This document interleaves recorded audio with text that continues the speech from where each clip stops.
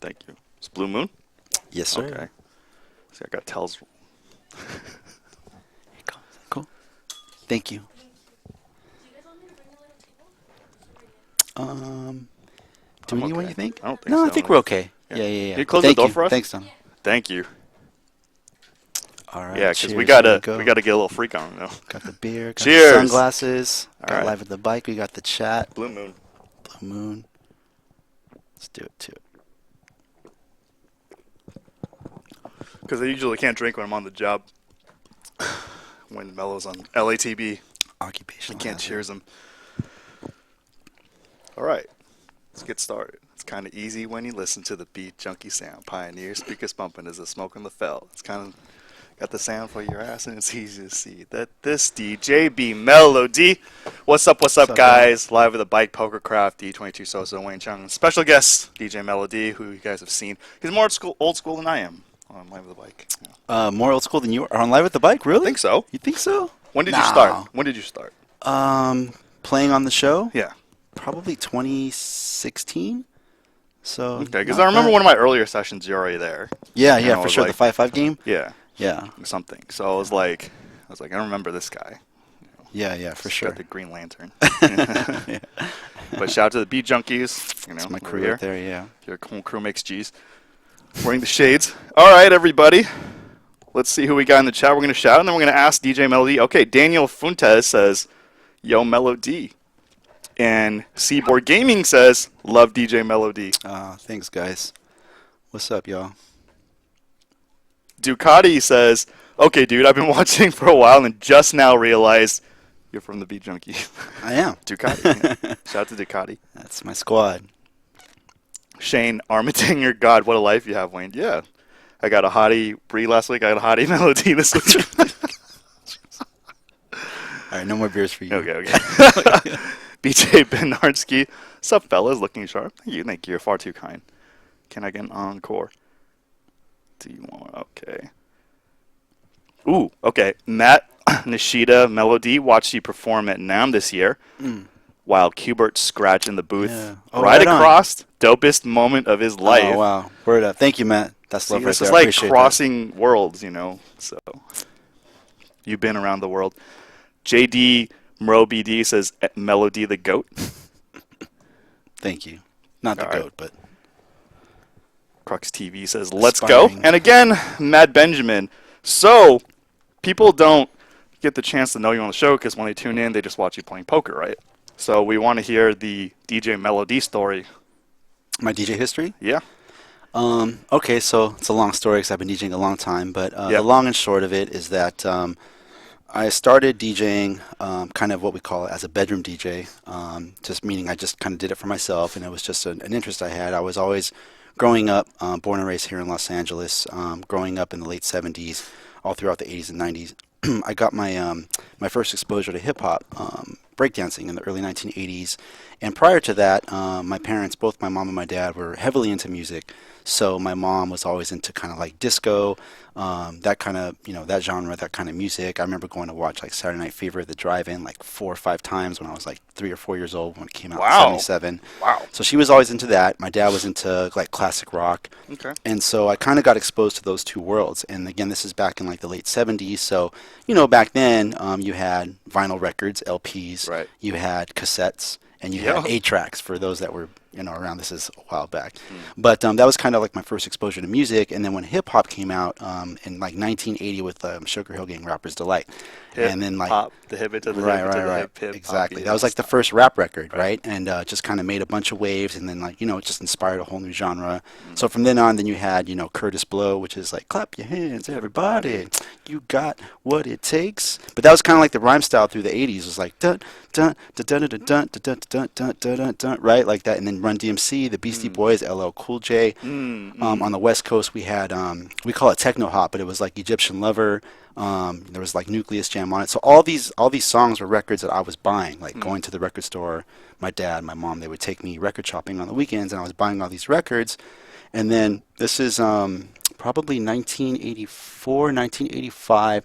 So hip hop was kind of like becoming this new genre, Up, right? So there's up in the all these new upswing. groups Yeah. like sprouting up. So you had like the Fat Boys, you had Roxanne Shante, Roxanne, Roxanne, Run DMC was in the Mm-hmm. mix, and then there was this song called Buffalo Gals by Malcolm McLaren. I You know guys that. might know it if you heard it, Mm-hmm. but on the back when I bought that record it was an EP, but on the back he had a photo of him. He was a DJ, like a radio show DJ, but he had a picture of two turntables and a DJ mixer, which is kind of like for all you guys out there, that's the traditional DJ setup. I mean, ever since the '80s, since DJing became a thing, it's always been two turntables and a mixer, right? Mm-hmm. So that was the first time I ever visually saw like the equipment being used. Like, oh wow, this is how they're making mixes. This is how it's going seamlessly from song to song. Fast forward to 1987, I got my first turntable as a Christmas gift from Santa Claus. Right, I only had one turntable, and I basically jacked my dad's home stereo system, and I plugged it in, and just the cassettes that I had, and the small record collection I had, I would try and just mix the records along. I would play a cassette, and then try and mix, and I was pretty much self-taught. Mm-hmm. But from '87 to '90, I was studying by ear. Again, this is obviously way pre-internet, pre-YouTube, pre-iTunes, any form of digital media. All you really had was radio and audio. Those were really 92.3 The Beat. Power this is even 106. before that. Oh, Yeah, yeah, really? yeah. Okay. This is All the right. '80s. So maybe Power was around, but back in the '80s, the station out here was K-Day, the original K-Day, 1580 AM, which was an AM radio station. Wow, But AM. Wow. yeah, so anyhow, so from '87 to about '90, I was studying like the greats, Jazzy Jeff, DJ Cash Money, DJ Scratch from EPMD. Out here on the West Coast, you had DJ Aladdin. He was from a group called Low Profile Mm. that released an album in '89 that you guys might know a couple songs if you heard it. But classic West Coast hip hop. Rodney O and Joe Cooley. Joe Cooley was a beast back in the day. But those were guys out here on the West Coast. And then on K-Day, the radio station, you had the K-Day Mixmasters. They were kind of like the beat junkies of that That era. era. They Okay. were a squad, right? But Right. they were all dope, right? Mm. They could all get busy like Super DJing. dope. Yeah. So these were kind of like my resources, my tools. I was self-taught, kind of studied everything, just learned by ear basically. I would literally pick up the needle to like a Jazzy Jeff album and like, wow, how did Then he do that Summertime? scratch? Summertime was later. That was like in the I'm '90s. just kidding. But basically, I'm trying to teach myself like how to scratch. I just wanted to learn how to scratch. Scratching for you guys is like taking one turntable, one record, and scratch, and physically like making a Okay, scratch put noise. your hand up so they see the Oh, hand sorry. motion. So Yeah, it's there we like, go. like this, like, kind of like you see me in that photo, like Yeah. the bike photo. I'm doing Shout out this, to right? Patrick Curran. Shout out to Patrick. So anyhow, so I was, kind of like working as a bedroom DJ, just, as a hobby, being into hip hop, being into the culture, and then I started to kind of learn and I started doing like high school dances, house Mm. parties, quinceañeras, debuts, like, 18th birthday parties, stuff like that. And then in the early 1990s, in 92, that's when I clicked up with my crew, with the Beat Junkies, and we're all based out of here, out of Southern California. Cool. And so my man J Rock, shout out to Jay, he's the one that kind of like came up with the idea, like, yo, we're always DJing together, we're hanging out, we're going record shopping, we're practicing, we're hanging out at my homeboy Curse, like we're practicing in his house. Let's just start a super crew. It's Mm. called the Beat Junkies. So that was 1992, and then we competed heavily in international DJ competitions from '94 till about '98. So good, almost 5 years, maybe '99, and we had some success there. You're a world champion. We won a couple of world titles, teams Shit. and individually, and that catapulted us into all of us into doing radio out here in Los Angeles. I know you hear me on the radio. So I did 92.3 The Beat Beat, from yeah. '95 till 2002. Shout out to my boy Julio G. He was the host of the show, and I was the DJ, the actual DJ that would mix the music. And then from there, doing radio, I connected with, rest in peace, my man DJ AM, Mm. and he Oh, kind of wow. walked me into my first Las Vegas big room nightclub residency. He basically ushered me into that gig, and that was at Body English at the Hard Rock. And I started that in 2006. I did the Hard Rock for 4 years, and then from then on, I just kind of became a part of the fabric of the big room nightclub scene out in Vegas. And so I still work there, but not as often as I used to. That's kind of by choice, as I explained to you off Yeah. camera. You want to name drop some of the clubs you DJ for? Oh, I mean, most of the major ones. Again, Body English, I started there. I did probably half a dozen nights as a guest at Tao. I played at Trist. I don't think it's there anymore, which was at the I Win. remember the name. Yeah. Yeah, Trist was there. That was a big one. I did that. I played for Hakkasan and for Omnia for 5 years, from 2013 to the end of last year. Where else? I did 2 years at the Palms. This was 2011 and 2012, kind of like when EDM music got really big, started to like really blow up. There was two clubs there that I was a resident at. I did a year at, I think it's called One Oak now, but back then it was called Jet, and this was 2010. That was at the Mirage. It still is at the Mirage, but it's called something different now. I think it's called One Oak now, but I did a year there. Sheesh, where else? There was a few clubs that kind of like came and went really fast that you probably never heard of. But through my agent, I rotated through some of those kind of rooms, like once, maybe twice, and they were like, they vanished into thin air within like 4 to 6 months, Wow. you know.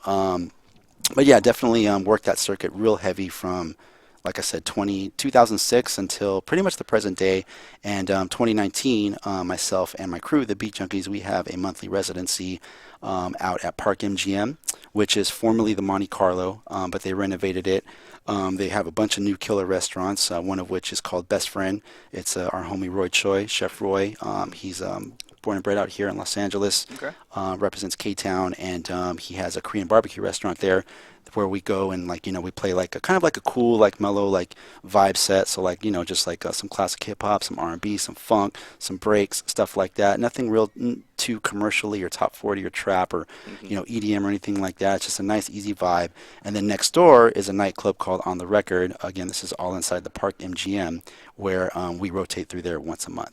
And that's not, your traditional Vegas mega club that holds, 1,200 plus 2,000 people. It's a more intimate setting, which is kind of what we like about it. And in terms of musicality, like, again, the school that I come from, which is the 80s and 90s, we're not relegated to playing strictly top 40 and like, new hip hop and trap. And not that we have anything against that stuff, but, we just kind of like to be more versed with our musical range, if you will. Right. So we like to be able to, kind of like just kind of tell a story and take the crowd on a journey. We're going to play you some 80s, we're going to play you some 90s hip hop. You're going to hear some R&B, some TLC. You're going to hear some DeBrat. You're going to hear some Slick Rick. You're definitely going to hear like some new stuff. You might hear some like classic 80s, like new wave, like New Order, Depeche Mode, stuff Erasure. like that. Erasure, you know what I mean? So we're going to kind of take you like all over the map, and that's kind of our style. Like, again, just being around music and DJing as long as we have. So, and that's it. That's pretty much my DJ story in a nutshell. Like I said, long-winded answer, but no, it's good. It's really interesting. And I'm from NorCal, and we all knew about like Power 106 and the Beat. I don't know, and you knew the NorCal stuff too, like KMEL, Sway was there, and then he went on MTV. Yeah, of course. And there was High 97.7, 107.7. Yeah, so it's just like, because every time, NorCal people go to SoCal, SoCal people go to NorCal, you're like, man, where's the station? And you're just like, it's like a culture. Yeah, Sway and Tech, King Tech, they actually came on, and they had the Wake Up Show on 92.3 The Beat in the 90s and early 2000s when I was there. So yeah, we worked alongside each other for years. Cool. Yeah, those are the homies. Yeah, it was, I remember, like late high school or, oh man, I might incriminate myself. Early college, went to clubs, and there's like no, I didn't do anything. I just go to clubs. No, I mean, I'm just not 21. Incriminate. 21, shout out to 21. Like the LA people were so much more in tune with the hip hop stuff, because in the clubs the DJs would turn off the sound, and then the crowd would mute the mute it for like the chants and the sing-alongs. Yeah, for sure. Yeah. Mm-hmm. It's like something like, for Hypnotize, they'll just turn off when it goes, hypnotize me, and then the crowd would do it. But in NorCal, it wouldn't be like that. It's like, Biggie, can't you see? Yeah, exactly. Like they mute the DJ, Yeah, and they trusted the crowd to, like, do it, too. But I've seen that go both ways. Like, and it's happened to me, too. Like, sometimes it's just a crickets, like, oh, like, damn. Yeah. So NT Deep LA, Andrew in the chat, he was ripping on me for not doing enough hip hop references. So, Be Real, shout out to Be Real. Shout out to you missed like, I'm not missed, but like there's so many people we can't name all of them. And then you were here for LA during like the rise of Death Row. Oh, for sure. I was on the radio during that time. Yeah. That was like right when I started the Beat, like 95. So it's crazy. Like, to me at the time, it was a huge deal back then. I mean, being on the radio in the 90s, again, pre-internet, pre-YouTube. Right. That was a huge deal to me. And I was early 20s at the time. So, big boy. Very exciting. But yeah, I remember, so part of being a radio DJ is that basically you get promotional copies of all the new music. So I have like, test pressings and promotional copies of all the Death Row 12 inches and stuff, like Let's Play Damn. House, all the Snoop Wow, stuff, shout out to Doc now. all the Tupac albums. I mean, they would literally mail me like, 3, 4 copies of like the Machiavelli album. You know what I mean? Just Wow. because they want you, a radio DJ, you have a huge platform. You know Right. what I mean? So they Right. want their The music to played, be yeah. exposed. So that was a huge, a benefit of being a radio DJ back in the 90s, Right. and early 2000s, was Yeah. getting a lot of promotional material, CDs, records. Sometimes, if a record did well, I have a pretty healthy collection of they're called plaques, but they're basically like huge plaques that you hang on your wall. Like I have one of what's one that everybody would know? Puffy's album, No Way Out. Yeah. Right, when it sold Oh, like the a very million, when first it went one, yeah. when it went Right, platinum, right, yeah. they sent me a customized plaque, and it's engraved. It says this plaque dedicated or for DJ Melody. Thank you for your support Wow. of Puff Daddy's No Way Sick. Out. So stuff like that. Like there's definitely a lot of cool things that come with being on the radio. So definitely a special time in my career as a DJ for sure. And then I went back on your IG, like, I'm just like, I'm scrolling through and I'm playing, and I see that you were around during the Tupac and Biggie beef, and then Hit 'Em Up came out, Yeah. which is the ultimate diss track. Yeah, that was a heavy one. That was a real heavy one. Yeah, and now that, we're adults or, grown up, we kind of see, ooh, this may not be like good. When you're young, you're like, oh my, first off, Right. I mean, So- and Tupac was young back then too. So and Yeah. as you know, like I'm older too. So it's just like when you're younger, you don't really think of about the- like the consequences of Right. your actions as much, and like Yeah. you're kind of more like just kind of like F it. You know what I mean? Like Yeah. I'm gonna do it. I don't care what anyone says or thinks, or Right. again what the repercussions are gonna be, if any. Yeah. But I feel like looking back, that was definitely like I said, a heavy record. I remember hearing it at the radio station, and our program director specifically telling not just us but the entire staff like not to touch it, like don't touch it, just because if you guys are familiar with this record by Tupac called Hit 'Em Up, it's basically a diss track for Bad Boy, for Puffy, for Biggie specifically, and arguably this may or may not have started or definitely added fuel to the East Coast West Coast thing that was happening around the mid 90s. But he was firing some heavy shots, like I said, at the East Coast. And so my host, Julio, of course, like he plays it, you know what I mean? He plays it on the air. What the Julio? Yeah, Julio G, shout out to Julio. That's my dog right there. And, program director comes running in the room, shut it off, like, what are you doing? Kill the noise. And sure enough, it just catapulted out of control, like snowballed out of control from there. Other DJs started playing it. People were calling in and requesting it. There was a couple of phone calls that came in where we got threats, like the radio station got threats. So obviously those are people that they could have been pranks, but you're not going to ever take anything like that lightly.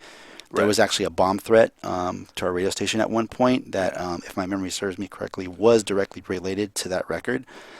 So we all had to evacuate, and anyhow, it was just a crazy time. You know what I mean? Looking back, God forbid something like that happened in 2019. Like, imagine with all this stuff going on, like just the social climate that we live in today's world. Like, just, And it was much more positive back then. Like, people were just like, and the thing is, like, obviously we're big fans of the song too, but we're not gonna like go out and like act on. We're just like having fun. But some people are just gonna take it too far.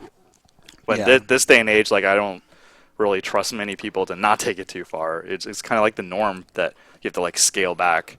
Right. Versus like back then, it's like all funny games when you're like talking trash and stuff. Yeah, and the thing with the station that I worked at for 92.3 The Beat, Power was always kind of like a more.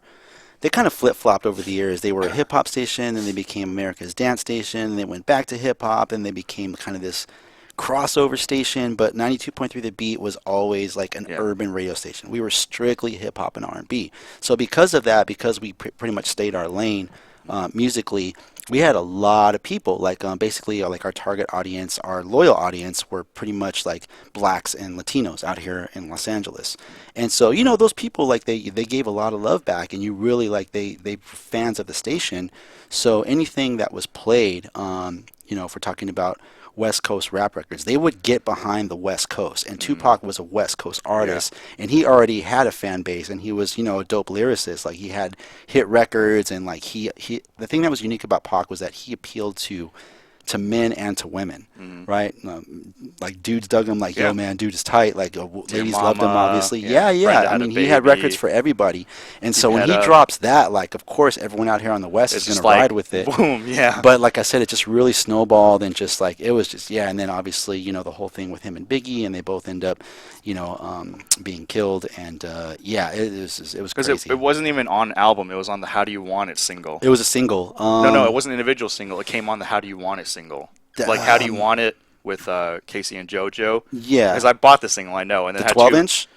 I don't know. I got the CD. You got the CD. single, Okay. Yeah. Okay. See, I always had the. Oh, okay. I So always had the it vinyl. may not be. Oh, Yeah. So I remember How Do You Want It came with Two of America's Most Wanted, and then Hit 'Em Up, and we're like, what is this? Okay, yeah, because I have it as again one of those promos I was speaking on words back. So, but yeah, that was definitely kind of a huge Historical. a huge moment for West Coast hip hop, definitely when that record dropped. Yeah. So yeah. And rest in peace, Tupac. There's so much B.I.G. retro stuff. too. I was a Yeah, huge fan B.I.G.. of both of them, man. Yeah. Like Biggie was like I used to play both of their records. Like I Yeah. have radio drops from. I don't have one from Pac, but I have one from the Notorious B.I.G. And drops are for you guys out there. Like if you, when you're on the radio, you get we call them artist drops. So you would get like let's say Busta Rhymes, and if he does me gives a drop for me, he would be like, "Yo, check it out, what up? It's Busta Rhymes. You know, Right. shout out, we're in the mix with DJ Melo D right here on Sick, 92.3 yeah. The Beat." You're So like, I "That's have me." I have one from Biggie. Sick. I have like a pretty good slew of drops from artists that were doing big things in the '90s. So which is cool. You know what I mean? To look Oh back and just yeah, have that yeah. stuff. It's. So. I mean, So yeah, they're not here anymore, so you can't get them yeah, anymore. no, for sure, for sure. Yeah, I mean, like people here know, like I drop hip hop references when I'm commentating, when I'm at the table, and I always want to do something like so low key that you have to be a fan of in order to like really catch it. Because I'm not gonna be like, oh my gosh, this is like a Tupac line, no. Because like when somebody takes a bad beat, I'm like, oh man, that's sicker than your average. And then like somebody will just like start laughing. I'm like, yeah, Biggie. Or just like, yeah, I mean, there's just so many things. Or like somebody's talking about Detroit, I'm like, oh, you know, 313, and then just like everyone just like starts busting out. Yeah. But all right, on to your poker story. How do you get on that? So I started playing probably in the late '90s, like '98, '99. I mean, like '97. Nah, '98, like '98ish. And I started playing just low limit hold'em out here in LA at the Commerce. Just playing either 1-2 or 2-4, buying in for $50 or $60 at a time. I had no clue what I was doing, you know, and I picked up a book by I forget the author's name, but it was Lee something or other, and it was called Lee Jones. Yeah. Lee Jones, winning, or was it something about low Winning limit? at Texas Hold'em Winning or at something. low limit hold'em or Texas something. Hold'em, And yeah. basically, what's ironic is the gist of the whole book was that there was no winning strategy because it's like basically a free for all. Because he was, from my takeaway was that like, you know, every pot's going to be a multi-way. Yeah, that's what I'm saying. This is 20 years ago.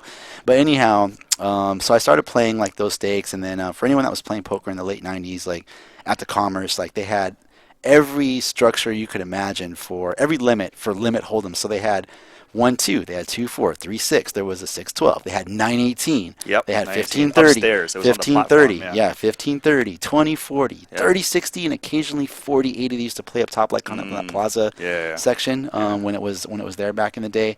But yeah, I started playing limit hold'em, and I did that for, I don't know, 3, 4, 5 years, and slowly kind of like tried to work my way up, you know, in terms of stakes, taking shots at some of the bigger games. I would play 9-18 sometimes, and, you know, then 15-30 and 20-40, and, you know, occasionally like 30-60. And then No Limit came out in the early 2000s, right? So this is like 03, 04. About 03, 04, yeah. And so down the street from me, backtrack to like 99, there was a casino called Hawaiian Gardens that's still around, right? Yeah. But the Gardens now, they opened, but you guys might remember out there, like you guys might remember the tent, Yeah, right? Now it's this new like elaborate casino, right? But there was a tent. But prior to the tent, there were the Hawaiian Garden Casino, and I don't know how many people know this, but this was probably for like a year and a half while the tent was being built. The Hawaiian Gardens Casino was literally 2 RV trailers. Do you remember this at all? It was literally 2 trailers like in the parking lot where the tent was being built, and the trailers had 3 tables each and a small concession stand where they would sell like Twix, M&Ms, cashews, like whatever. Yeah. And so, again, this is like late 90s, 99.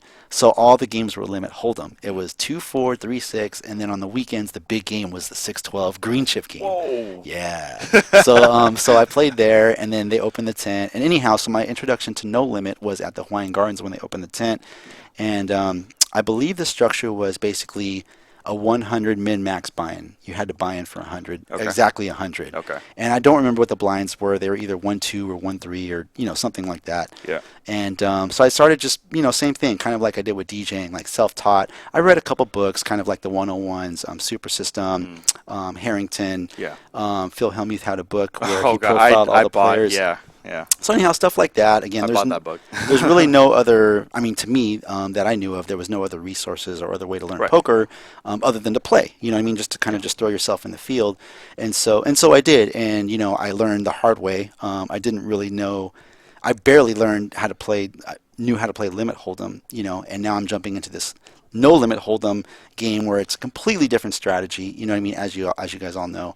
And of course, for years I was a losing player. So anyhow, I would play like these $100 buy-in games.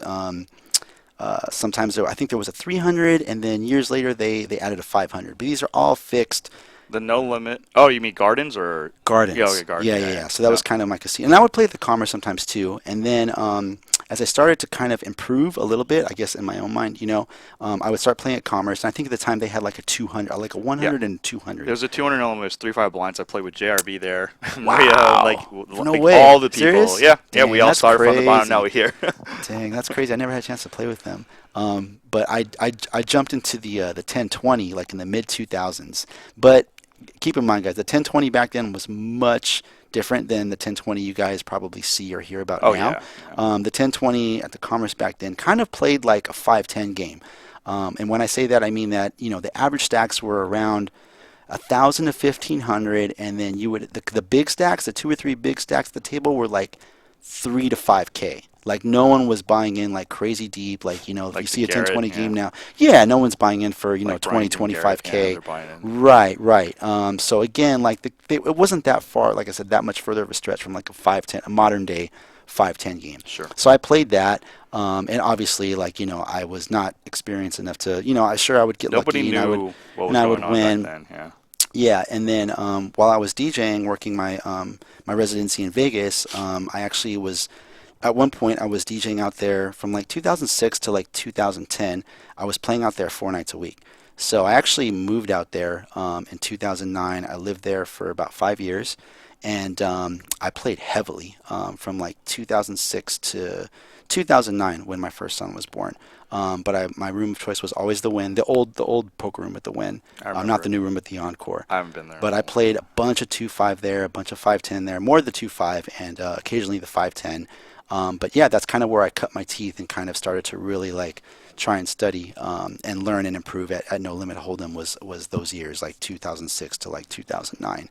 And then I took, my first son was born in 2009, so I took kind of a long hiatus.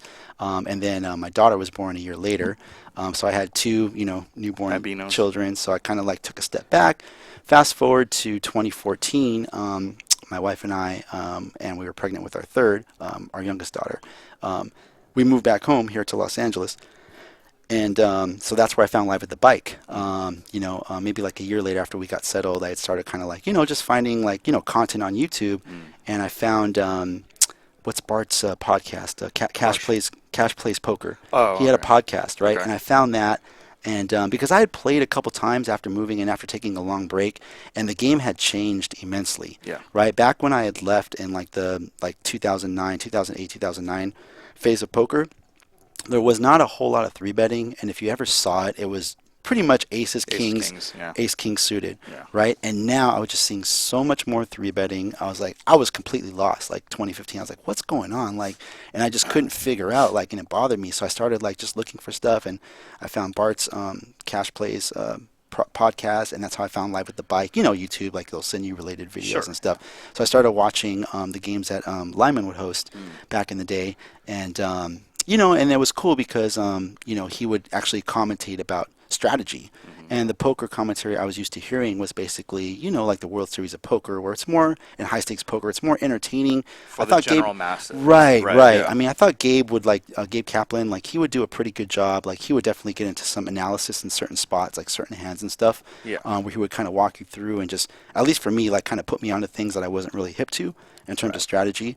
But the more I kind of tuned into Live at the Bike, and I really gained an appreciation for the commentary, for the strategy, just for the insight.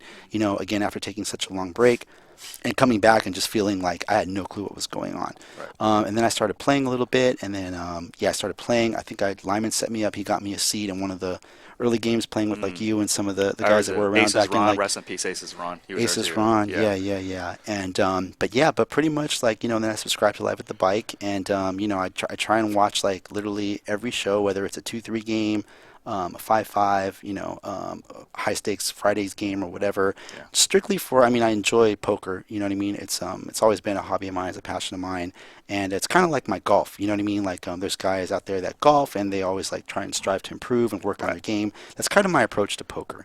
You know what I mean? I'm not trying to earn a living or provide for my family like playing cards. You know It's what I mean? hard now, man. But just like like it's a cool way for me to compete. I've always kind of been a strategist. I was like a games player as a kid. I was into chess and Monopoly and Connect Four and stuff like that growing up. I would play with like games with like neighborhood friends, and we'd have like game night at home and stuff like that. So I don't know. I think it was kind of like a natural thing for me to gravitate towards something like poker. And it's funny because my guys and I, my crew and I, Beat Junkies, we talk about DJing, and now that we have a DJ school out here in Los Angeles where we teach classes, we physically teach classes 6 days a week, and one thing that we learned through being instructors is that wow, like there's really, because DJing, our approach to DJing is more like kind of like a fine art.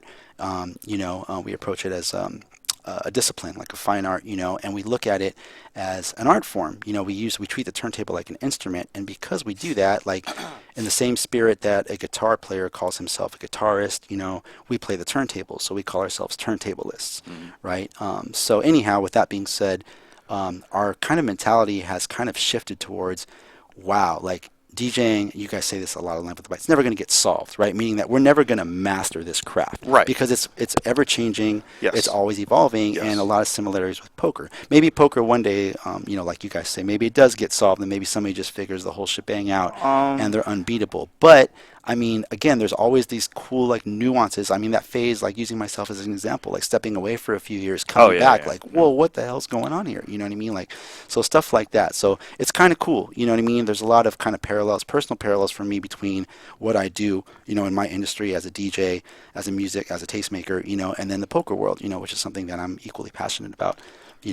So it's interesting in that sense for me personally. Like I kind of, I can kind of mirror things, at certain times, if you will. So yeah, that was kind of my poker history. Yeah, the comment on poker, like people say, oh, so poker solved. Well, it's not. Like the closest it's being solved is heads up, like limit, hold'em, and now after Libratus, beat the humans, it might be a little bit more solved. But that's the thing, because like you can't adapt unless you see something new. So when Libratus, artificial intelligence, a new player comes along with some new stuff, we see this all the time in Live at the Bike, even the Friday games. Like, I played with like, Garrett and them back in the day.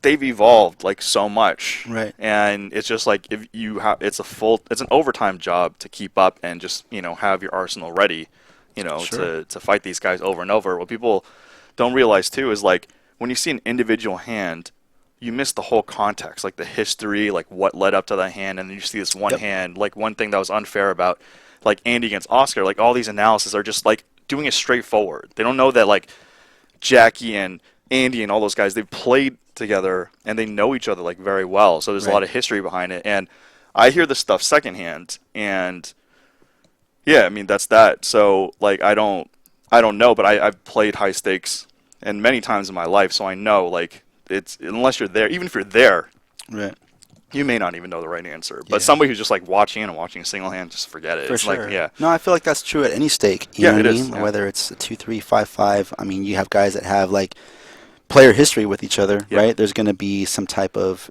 dynamic there that's been developed, over the course of whatever, a year, 3 years, whatever the case is there. So definitely, I can definitely see that. But that was a crazy hand, that hand with the... And like the aggression level, especially, and even mid-stakes players know this, is like when people are getting in like the pissing contest and stuff like that, it's like the aggression goes up and up and up, and it's like you forget kind of like what a normal standard is, and you're just like playing over top, which is probably what was going on, because Jackie is known in the high stakes community for being like overly aggressive and being in like a pissing contest and stuff like that. And I'm not going to quote so far as I know what was going on, but it's just like reputation wise, like, people usually have a reputation. Right, So and that's kind of where his image gets him paid. Yeah, so hence, when hence people. the Andy's snap call, right, on the river with that. Yeah, because it's like plus he has was. like top full house. He's never folding anyways. It's just like you try to make a chop fold, like, Jackie could have had sixes full on the turn, so to say, or it could have been a bluff, so to say, like, and then maybe wakes up with ace high on the river. Who knows? Like, I we get don't it. know. And Jackie has the kind of the reputation to be crazy enough to do something like that. Right. Yeah, no, I so understand. that's something that people, and I don't even know Jackie that well, but I hear stories and it's just like, the context of stuff. Like, I know a lot of those guys individually, like Dan, Zach, Garrett, Andy, Brian, but I don't know their relationship to each other, because that's just totally different. I know my relationship with certain people, and that just, like, I know why we deviate from the norm when we play. But that's the thing, like, especially with Live with Bike, you get to watch this kind of evolution versus Hands in the Vacuum with tournaments are, where, like, it could be two unknowns. And that goes back to Live with Bike as a resource, which is, I used to think, like, why would anyone watch this? Because it's so much slower and it's not the highlights, and because the highlights is what gets people going. But it's like when people want to learn, this is like the only way to do things. It's an amazing tool. I mean, I've said this. I've been in here in the booth a couple times. I'm not just saying this to gas you guys up because we've become friends and stuff. But this is from the heart. I mean, like, Live with the Bike guys, it's awesome. I mean, outside of obviously, like, streaming and the expert level commentary that you guys all provide, there's a lot of other cool content that the site has. I mean, the strategy videos that JJ puts out. It's what there you was make of it, Matt Berkey broke down some of the There's a high lot, stakes. yeah. Oh, it was, I mean, just to listen to the way these hands and these situations, just to listen to the articulation across all stakes, 5-5, 5-10, 5-10, 20, the ante game, obviously the high stakes games on Fridays. It's amazing. I mean, it's just a great learning tool. And like I said, I think the commentary is genius. Shout out to Ryan, JJ, yourself. I always enjoy when Dan Zach, when Bart's in the booth, for sure, all day, every day. And apart from that, I feel like, because there's other poker streams out there, right? But, like, I mean, apart from maybe the high stakes poker show on GSN back in the day, I feel like everything else out there, at least that's out there that I've seen, I don't want to mention any shows or discredit anybody or take anything away, but every show's different. I feel like those shows they're specially edited. They're just, and I get it, like, you're trying to spotlight or highlight certain hands, and they're condensing whatever a 3-hour show into 20-25 minutes. And I mean, as a poker enthusiast and someone that takes the game seriously, speaking for myself, like, I really don't care for shows where, you're playing 9-handed, the button's in seat 5, okay, next hand, all of a sudden the button's over in seat 3. It's just like, well, what did I just miss? I mean, did I miss an orbit and a half? Did I miss someone, like, losing a small pot? And, I mean, because all that stuff weighs in. Like, as you guys know, like, I mean, you guys talk about it here. Like, you have to pay attention to everything. Like, even the hands that you're not in. So, to me, as an enthusiast and someone that, again, strives to improve, and better my game, like, I want to see stuff like that. Because for me, those are tools. Those are resources. That's information. Those are things that I can take and I can, use them and apply them to my game, whether I'm playing 5-5 or 5-10, 20 or whatever it is. So, but again, that's just me. Everything's a different product, but I communicate this all the time. This is why I played 2-3 on the show all the way up to the high stakes games. Why I commentate 2-3 all the way up, because I've played all of them on the show, grind my way up, and been in the chat. So, and I tell you guys, what you see on camera is not even close to the full story. Like, you miss stuff that happens there, like. And, like, say, you're looking at the cards, you're the only person that doesn't see your opponent's whole cards. The entire internet and your opponent knows your whole cards. Right. And just, like, the camera angles are going to do the best they can. Shout out to Brian Arkaki and the graphics. Brian, they do an amazing job. Yeah. Your whole crew, man, it's just awesome. Yeah, and we're trying to improve every single time. Like, you notice the commentary, like, when things are slow in the beginning, JJ and I were just, like, moving on stuff. And then when the table talk, that's more interesting. Right. And then we just, like, try to weave it in and we try to improve. No, you guys are always thoughtful about, like, when are the appropriate times to interject and, whether it's strategy or, kind of, and then when to fall back and mute yourselves and let the table banter kind of speak for itself, and speak to the audience. One thing we're doing towards the end is, like, even though it's kind of like when we definitely don't want to interrupt when people are talking back and forth, and then even when it gets silent, you never know when they're going to start talking again. Sure. So it's towards the end of the stream when there's history, they've been playing. That's when the good stuff comes out. No, for sure. Yeah. And I mean, on a related note, I've just after playing I don't know, whatever, a dozen or 15 times, however many times I play on the show with you guys, like it usually does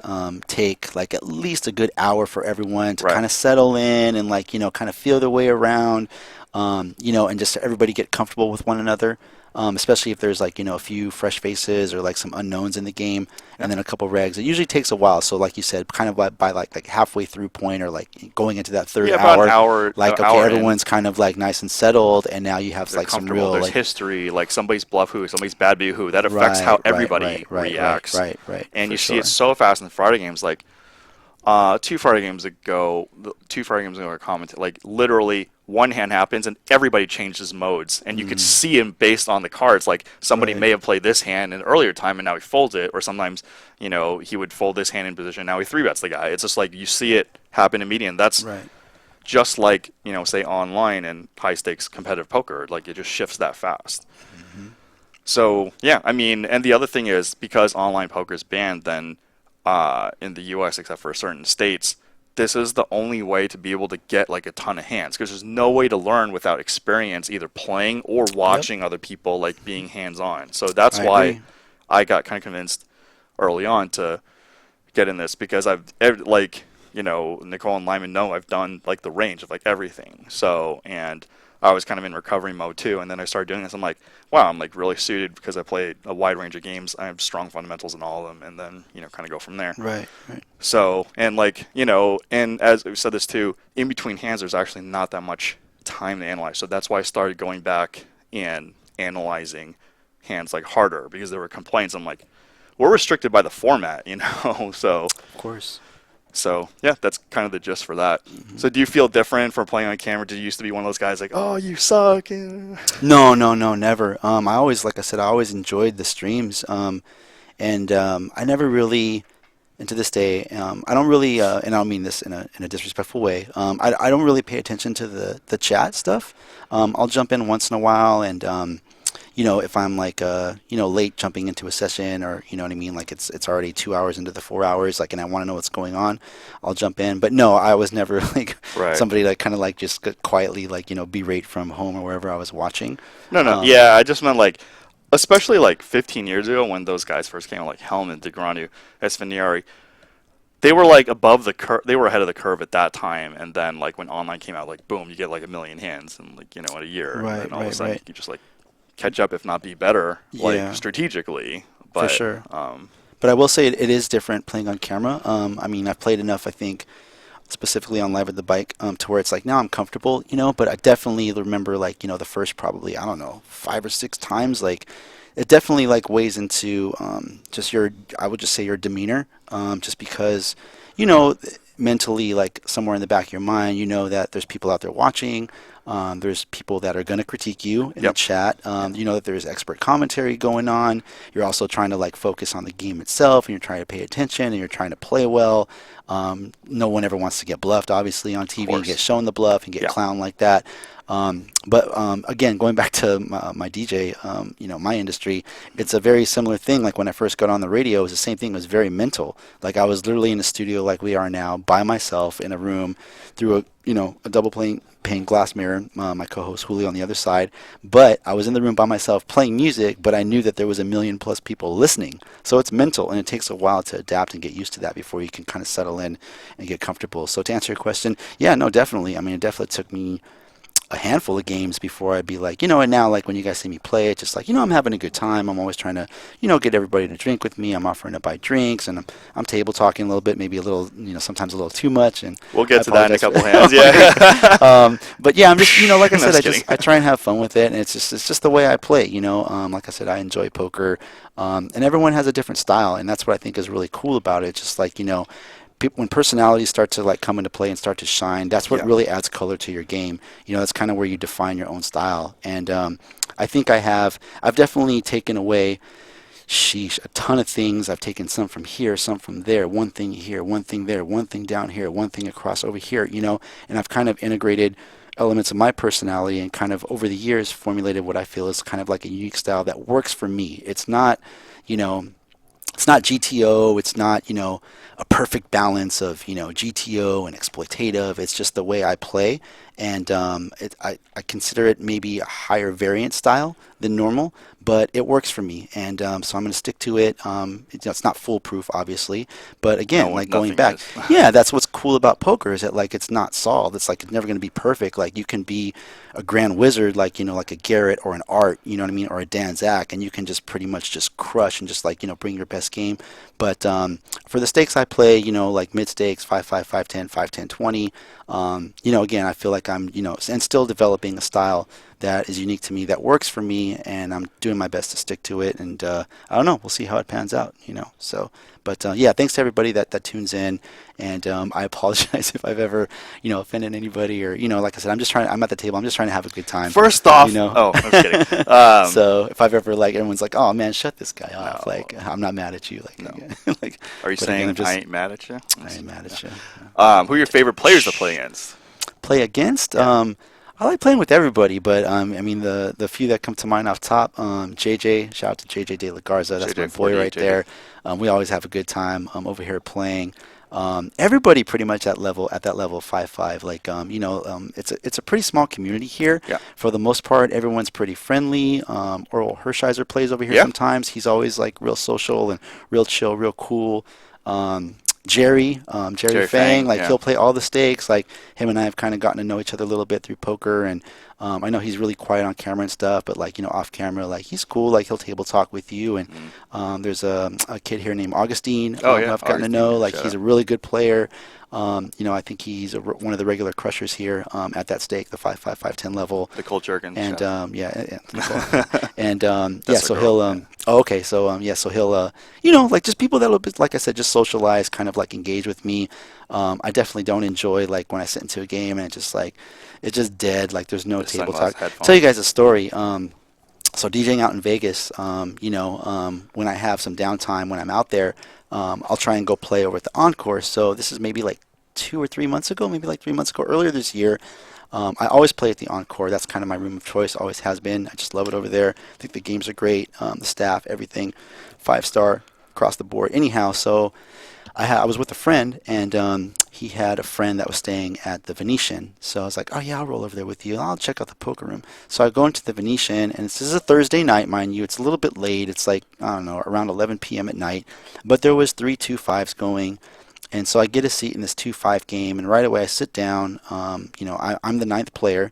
I take the last open seat, and I could tell this game had been going because it was the same structure. I think over there they do like a 200 to a 1K cap buy-in, but there were 5, maybe 6 stacks that were in excess of 2,500, closer to 3K.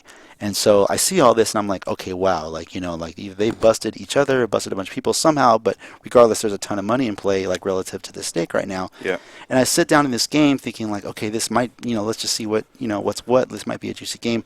It was the worst freaking game I've ever sat in my life. No one said a peep. I mean, literally a peep. Like, it was just quiet as can be. Like, I tried to like get people to talk and engage a little bit. No one said anything.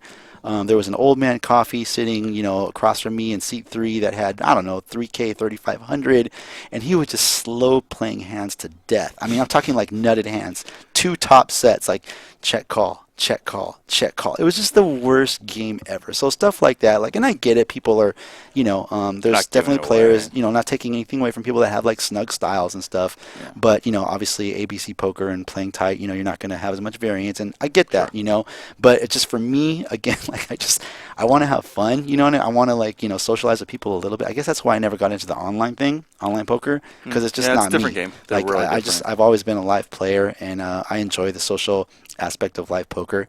So, but anyhow, like games like that, like it's just definitely not for me. So I think I sat in that game maybe like 3 or 4 orbits, and I was just like, deuces, I'm out, y'all. Like, good luck, everyone. Like, whatever. Oh, Bree's in the chat. Breeski, what's up, Bree?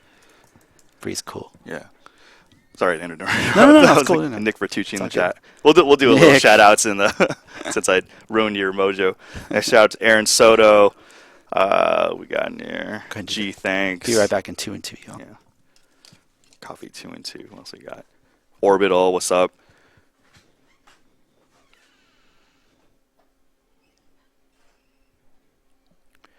VJ Nathan, is Wayne Chung an alcoholic? I was in my 20s. I've pretty much sober now, and it's not like I can't drink. Like people, when I go out and I just start pounding shots, people are like, "Whoa, what?" I'm like, dude, it's not like I forgot how. It's just, you get older, and it is what it is. I have a lot, like Andy's on, gonna come on the show when time's right. Garrett says he's podcasted out. I reached out to all these guys. I have no shortage of people coming in. We had Nick Vertucci a couple weeks ago. We had Bree last weekend.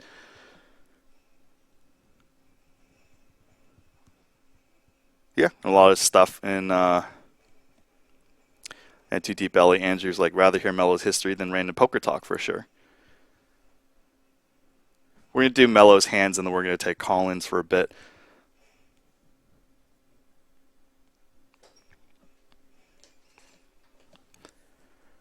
He's back on the scene, crispy and clean. You can try him in the war. You can't intervene. Sorry, I had to run to the potty real quick. What are your future plans in poker? Just like future plans? Yeah. I don't have any plans. Again, just something I do recreationally and for fun. But if I had to answer that question, I would say just continue to kind of play and just try and keep up with the nuances that occur as the game evolves, and just try and improve and continue. Continue. Let me clear my throat. Sorry. Continue to enjoy the game. Definitely continue to, study, watch things like Live with the Bike, and just work on my game. And yeah, hopefully be able to continue to play, and maybe one day jump in the main. Okay. Jump in the main. Yeah, I was gonna ask you that. Like, I gotta hold the fort here with propping and Live with the Bike, but I definitely intend to jump in the main in a bit. And yeah, there's a lot of stuff going on. And who's your favorite Live with the Bike commentator? Oh, it's me. Never mind. No, I was kidding. It's JJ. No, I would say everybody equally. So specifically yourself, Ryan, JJ, Bart. Dan Zach. Wheeze. Definitely Dan. Wheezy. Wheezy. Where's Wheezy? We'll get Bree in here one of these days. Yeah. Breezy in the Wayne's return. Breezy. Wino Poker's up in the mix. Johnny Vibes. A lot of people. Christian Soda. Yeah, you guys had some guest commentators. Who was the guy? There was a guy that you guys had. I think his name was Rob. He was doing the Tuesday game for a second. It was Rob his first name, Grainer or something? Rob Grainer. Or something. Yeah, he was good. Yeah, I really this is what I tell everybody. Don't listen to just one person.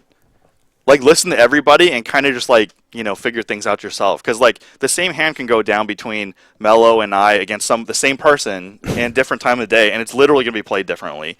Yeah. And that's something to just, constantly, keep in track of. And it's just, it's a never-ending evolving game. And it's even humans for chess. Even though artificial intelligence computers beat humans, hard, and now new artificial intelligence beats old artificial intelligence, humans are still evolving to try to get better. So it just doesn't stop. Yeah. So those would be my plans for poker. And you have a new restaurant opening, rhymes with Beat Junkies. Yeah, we're looking for angel investors. Yeah, right? we got a steakhouse coming out, Meat Junkies.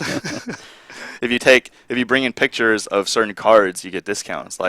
We have A5 Wagyu steak. If you bring in a picture of Ace 5, you get 20% off. Right. We also have the flat Iron steak. Whoa. Yeah, and then Israeli Ron, you get comped. You bring in the Queen and the Deuce. Yeah, and then you get the free flat Iron steak, right? Yeah, that's free. We could do this every weekend. So remember, a couple months ago, there was a mashup of music and poker, term. Oh, yeah. So, because I would, poker music mashups. Yeah, because, I had a poll or something, and I usually say, oh, what's your poker song? Because generic ones are, Poker Face, Grinding, or, Kenny Rogers and stuff like that. Right. Mine's Air Force Ones by Nelly and St. Lunatics, because I'm always behind the hand, so I'm get me 2 pair. I need 2 pair. So I can get All right. So I'm with you. There's always there's LL Cool J. Mama said bluff you out. Oh, I like that one. Right? All right. There's Whitney Houston. I want a bad beat somebody. Okay. Oh, I want a bad beat somebody. I thought. Oh yeah. No, I didn't. It didn't click. When you said Whitney Houston, I was thinking Bodyguard soundtrack. Right. There's what else is there? There's Sir Mix-a-Lot. Yeah. Baby Got Stacked. Oh, Baby Got Stacked. I like it. Man, you're already beating up the chat. So I'm gonna name with the best nominees for the chat, and I'm gonna rate them, and then you're gonna rate them. All right, cool. So one is Big Punt. I say. Oh, Big Punt. I like that. 8 out of 10. I like 8 out of 10. Yeah. 8 out of 10. I'm with you. Yep. Busta Rolls. I think Big Punt It's better. Yeah. 7 out of 10 for Buster Buster Rolls Rolls. is good though. Yeah. Notorious NIT. 9 out of 10. That's 9 out pretty of 10. good. Yeah. That's easily a 9 for sure. 2 stacks. 2 stacks. 4 out of 10. 5 out of 10. Yeah. Not bad. Give him a 5. Yeah. Low bankroll. That one's too real. Low bankroll. I don't know. That would be a pun on what? There's so many little C's, Lil Wayne. Oh, little got you. Okay. Yeah. I don't know. So far, it's looking like Buster Rolls, Notorious NIT. Yeah. MC folds a lot. MC folds a lot. All right. Yeah. I can get on board with that. So one time you were playing, you had quads, and Ryan Feldman was at the booth. I'm like, oh my god, why don't you say Quad City DJ? Oh, Quad City DJs. Yeah. That was it the Dip? Yeah. Quad City DJs. Quad City DJs. Yeah. Or the train. The train. Come on, Kama ride the train. Yeah. Can't ride it. Got to keep them dominated. With Offspring, got to keep them separated. Oh, yeah, gotta keep them separated. Nuts Too Deep. Jeez. Back to the hotel. Back to the Easy EV. No. Easy EV. All right, yeah. Easy EV. All right. LL Pocket J. I don't know if that works. Yeah. Sir Felt's a lot. Sir Felt a lot. All right, yeah, that works. And they might be adopting my nickname, which is Fresh Prince of Bell Gardens. Wow. This here's a story. Yeah. Boys to Degen. That's pretty good. That's Bluff pretty good. Daddy. Bluff Daddy. Yeah. That's good. Runner DMC. Runner. That's Runner DMC. Yeah, All yeah. right, that works. Yeah. Ken Trips Lamar. Ken Trips Lamar. That's good. 3 Sixes Mafia. MC Jammer. MC Jammer? Yeah. Oh, as in like jamming it all in? Yeah. Busto Rhymes. Hootie and the Blufffish. Hootie and the Blufffish. Wow. Knitters with Attitude. Oh, that's pretty good. Nitty by Nature. I think Knitters with Attitude and Notorious NIT. Yeah. Those are the 2 in the running right now. Bone Trips and Harmony. That's good. Nipsey Shuffle. Shout out to Nipsey. Nipsey. R.I.P. Nipsey. Scoop Doggy Dog. Scoop Doggy Dog. Andre 3 Outered. That's not bad. 103,000. Luda Trips. Luda Trips. Ace Baby. Ace Baby. That's good. Tone Broke. Tone Broke. Wild Thing. That's Ooh, good. Flop Deep. Flop Deep. Bone Thugs and Game Theory.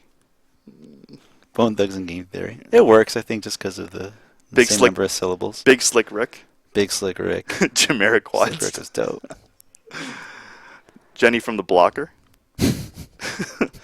You're the one you liked. Run BAD. Run BAD. Yeah. Jenny from the Block. It's crazy. I DJ'd Jennifer Lopez's 40th birthday party. Whoa. Yeah. That was pretty fun. Were you fooled by the rocks that she got? No. 2 Pair Shakur. Dougie Flush. Cooler Mo D. Cooler Mo D. The Bad Beat Boys. Deuce Chains. New Kids on the Flop. That was one of mine, right? New Kids. Yeah, that's yours. That's why I put your name. Method Jam. Method Jam. Those are all Okay, good. so what are the winners? Notorious NIT. Notorious NIT. What was the other one?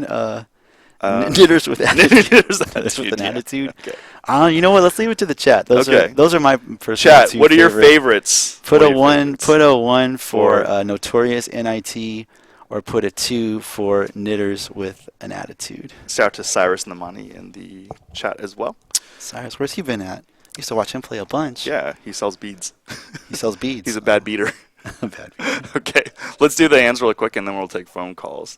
Oh, So yeah, we're gonna have a hands. first one. Your DJ. This is a Dre Day, right? You did no longer Dre hands? Day. Arriva Day. Oh, okay. Yeah, we're gonna do your DJing first.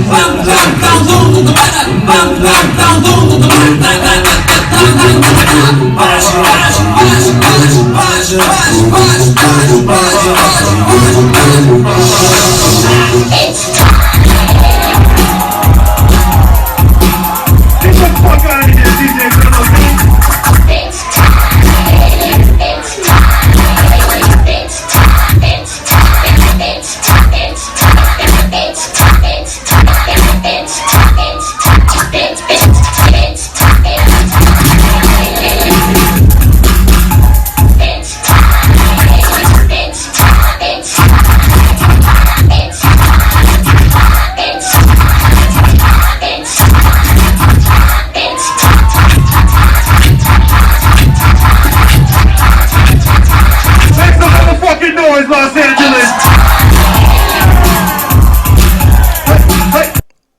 Sick, sick. All right, and now we're going to do a couple of your hands from Live at the Bike. So just to This is the Jamie Gold one. Oh, okay. Yeah. We're still doing the 20. Oh yeah.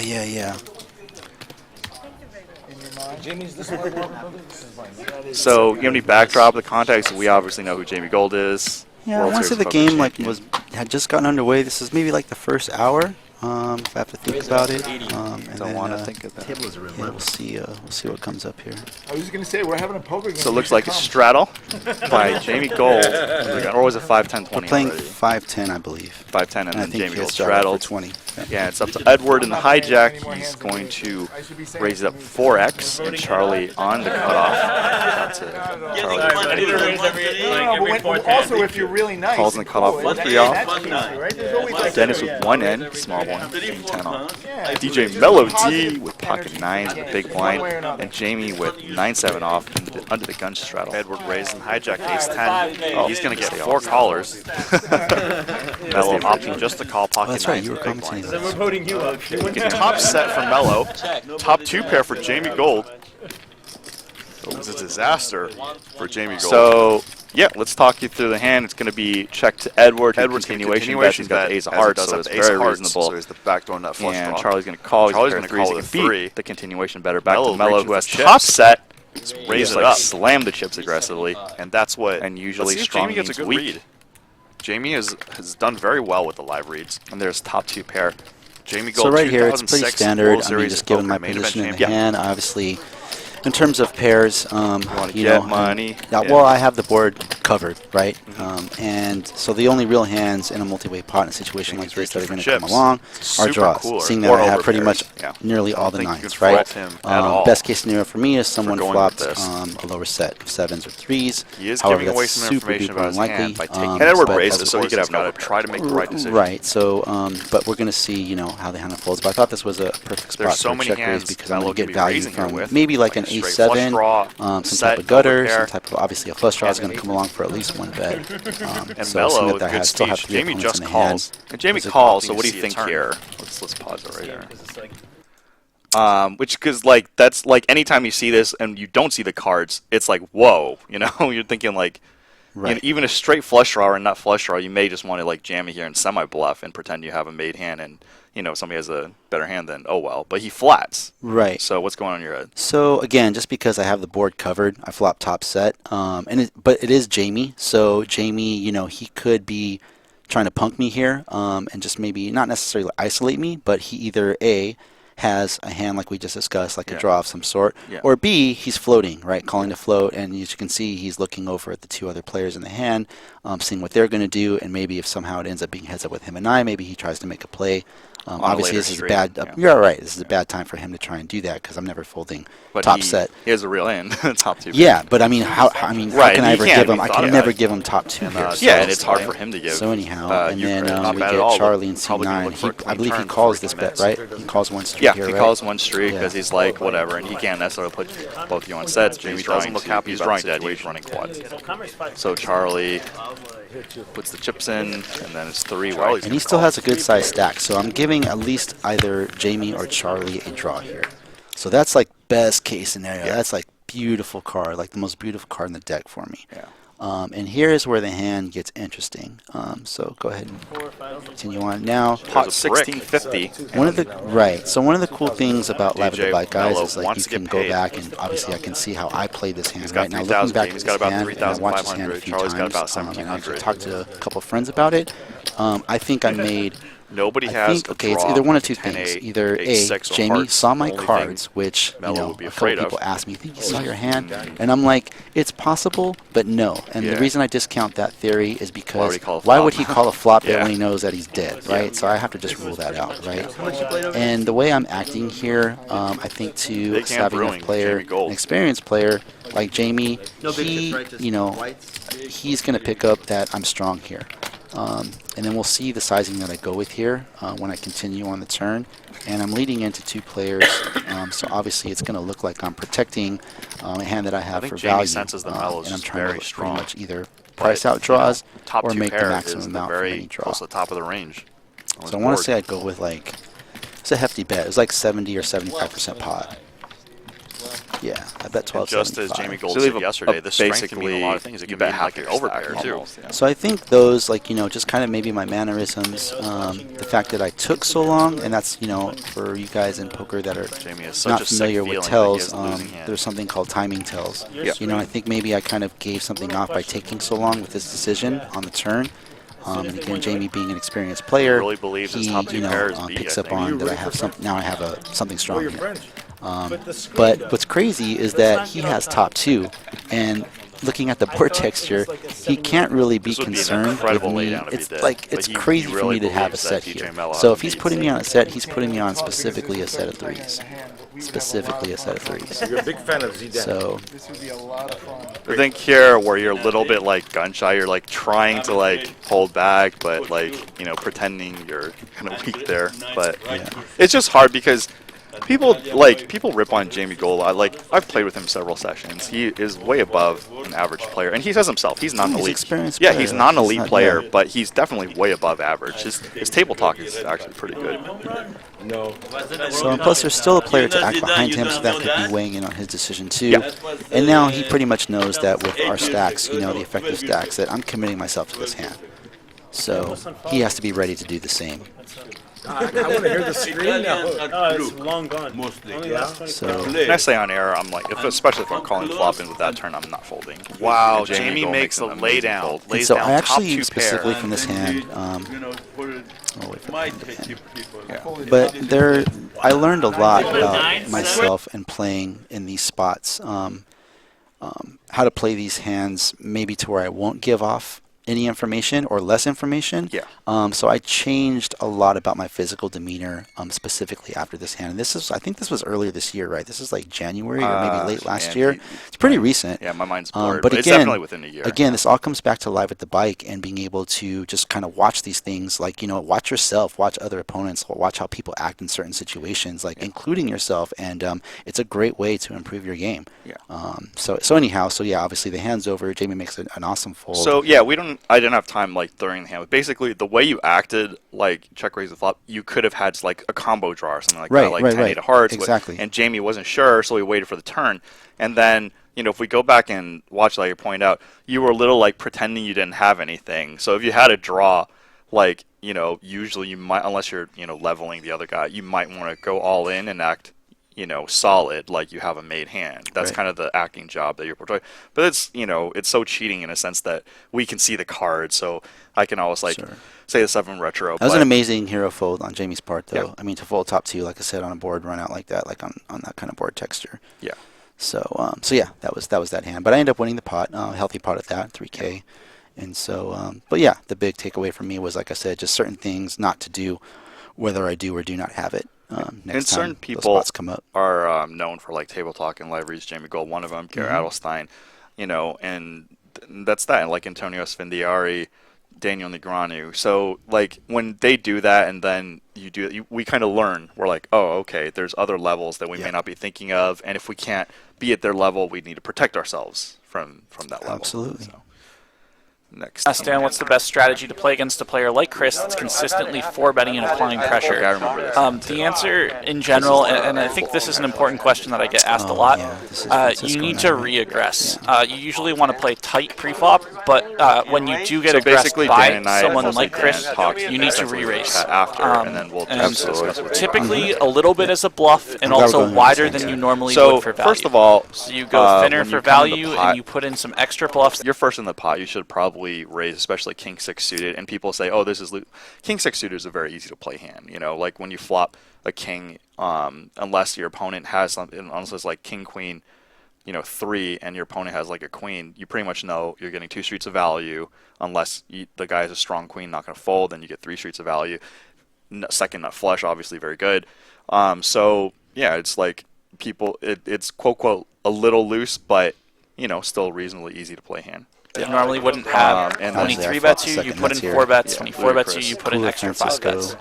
Flop And to that's 10 high the way that flush. you punish someone who's Punish. being exceptionally too loose pre-flop. So we have a flush over flush here. Looks like Melo D's And got so the best of it flop, with the third nuts. check through. I've had that happen. And I just thought my hand was way too strong to bet there. I obviously don't want to lose anybody. Oh, Francisco looks like he has a read.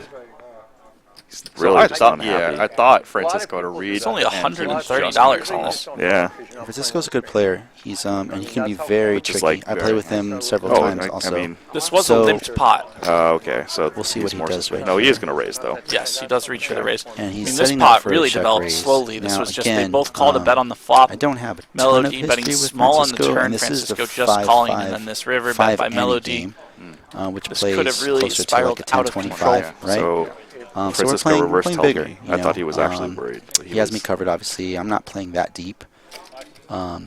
So when he check raises me here, and because it's specifically Francisco, and I've seen him do this before, And this play has got to like be a the 3-bet nuts spot for this Melody. way, so that's definitely running through my mind. You know, Right. it's very He should unlikely that he 3-bet has here. it. And We see I the should- cards. Too strong yeah, to so just it's easy call, for us to especially the do. way Right, this but action when is played again out. in game, like Francisco sitting could in definitely my be raising seat, him just with like many and worse because flushes. of specifically, Especially in my the opponent small is blind, he Francisco didn't in this necessarily spot, willingly it's like, play his dang, hand. He could have It's just flopped just the a nuts, limped and then pot, you he think just about it, checked like his he hand. plays tricky like this. Yeah, he but I would mean, check like flop if with he that hand, willingly too, like for somebody limped else in, to, then like, it's build more the pot likely for him. to. Right, he You know, didn't so these really kind of things are limp going it. through my mind. He And literally ultimately, just checked. what I decide It's to not do even an here option to is flat call to his call bet anymore. He has instead the of full amount already shoving out there. in, which is a No, I huge meant like mistake. if you he know, and I'll be willingly limped, then 100% it's more honest, I'll likely keep it it can real. be weighted towards At ace the suited. If time he just when like we, was in the when blind, then Correct. it's He has more. literally every yeah. I possible was suited scared Every to put money possible in. suited Like I was combination just of like, spades dang, there. this is my whole stack Don't right like here. this just call for Melody. You know, I don't want to go This is busto and just way run too into the tight. nuts, right? And because it's Francisco could Francisco and I've definitely seen be him play putting in a in raise, given spots, just you how know, weak the to action was perfection, up like, until you that know, point in with a hands tricky like manner. Jack 10. Like I said, that was going through my head and Any affected the sort way I of play. spade However, flush, to use your words possibly a and hand to like Dan's 10-6 commentary, like I would made go a for a huge raise mistake. there on the Like the river, right and so play there is three-betting the just river you got to makes go a for lot it of in those sense spots. there. When you're playing Yeah. Hold'em I and you're think playing that in games of this he missed size, out on a I chance mean, to go for Hold'em to some begin value with, there. like you're not going to get dealt that many strong hands. So when you get I mean, strong hands like this, Francisco would have to like have you got to exactly go Jack for it, 10 especially like your spades second or nut ace hands, like X a of hand like I spades, had here. in which I made a huge some mistake. combinations of those hands I might know, be like Jack. raised. Yeah, but Right, when right, right. stacks But I'm go not in, really it's worried kinda about. like- Right. So basically, like I made a those- huge a lot of those mistake. I hands missed you out might on choose to- massive value there. And this is a hand that I definitely remember and I learned from. And just you can't play scared. I mean, you're sure that's going to happen sometimes in It's- poker. You're going to run into the nuts. I'm sometime, going to yeah. run into the nut flush there sometimes, There's a, right? And I'm there's- just going to get stacked, and it's going to be what it is. Like, you know, but you can't play like that because in the long run, you're going to miss out on massive value year after year. Yeah. Like at the end of the year, that could. I mean, if you're playing this game regularly, that could be the difference between, you know, you winning 25K more at the end of the year. So right? there's three levels to this, and the very first one is, yeah, exactly what you said. You have a strong hand. And Dan goes on a rant with, against the chat, and I think I interject a little bit. I don't remember if I covered everything, but since we have time now, we could talk about it. So the second thing is that Dan pointed out is not only is it really high up in the range, there's a lot of hands that pay you off. Like Jack 10 flops a straight. There's a lower flush, and there's a 4-liner to the bottom. Right. So that's another reason why you want to put in, because there's hands that pay you off. If the board's like King, Queen, 8, 3-2, there's no other straights, and so it's literally a flush under flush or a flush over 2 pair, flush over set. Yeah, no, there's and- less hands that pay you And off. I wasn't thinking about those things. Yeah, I was just that's thinking. okay.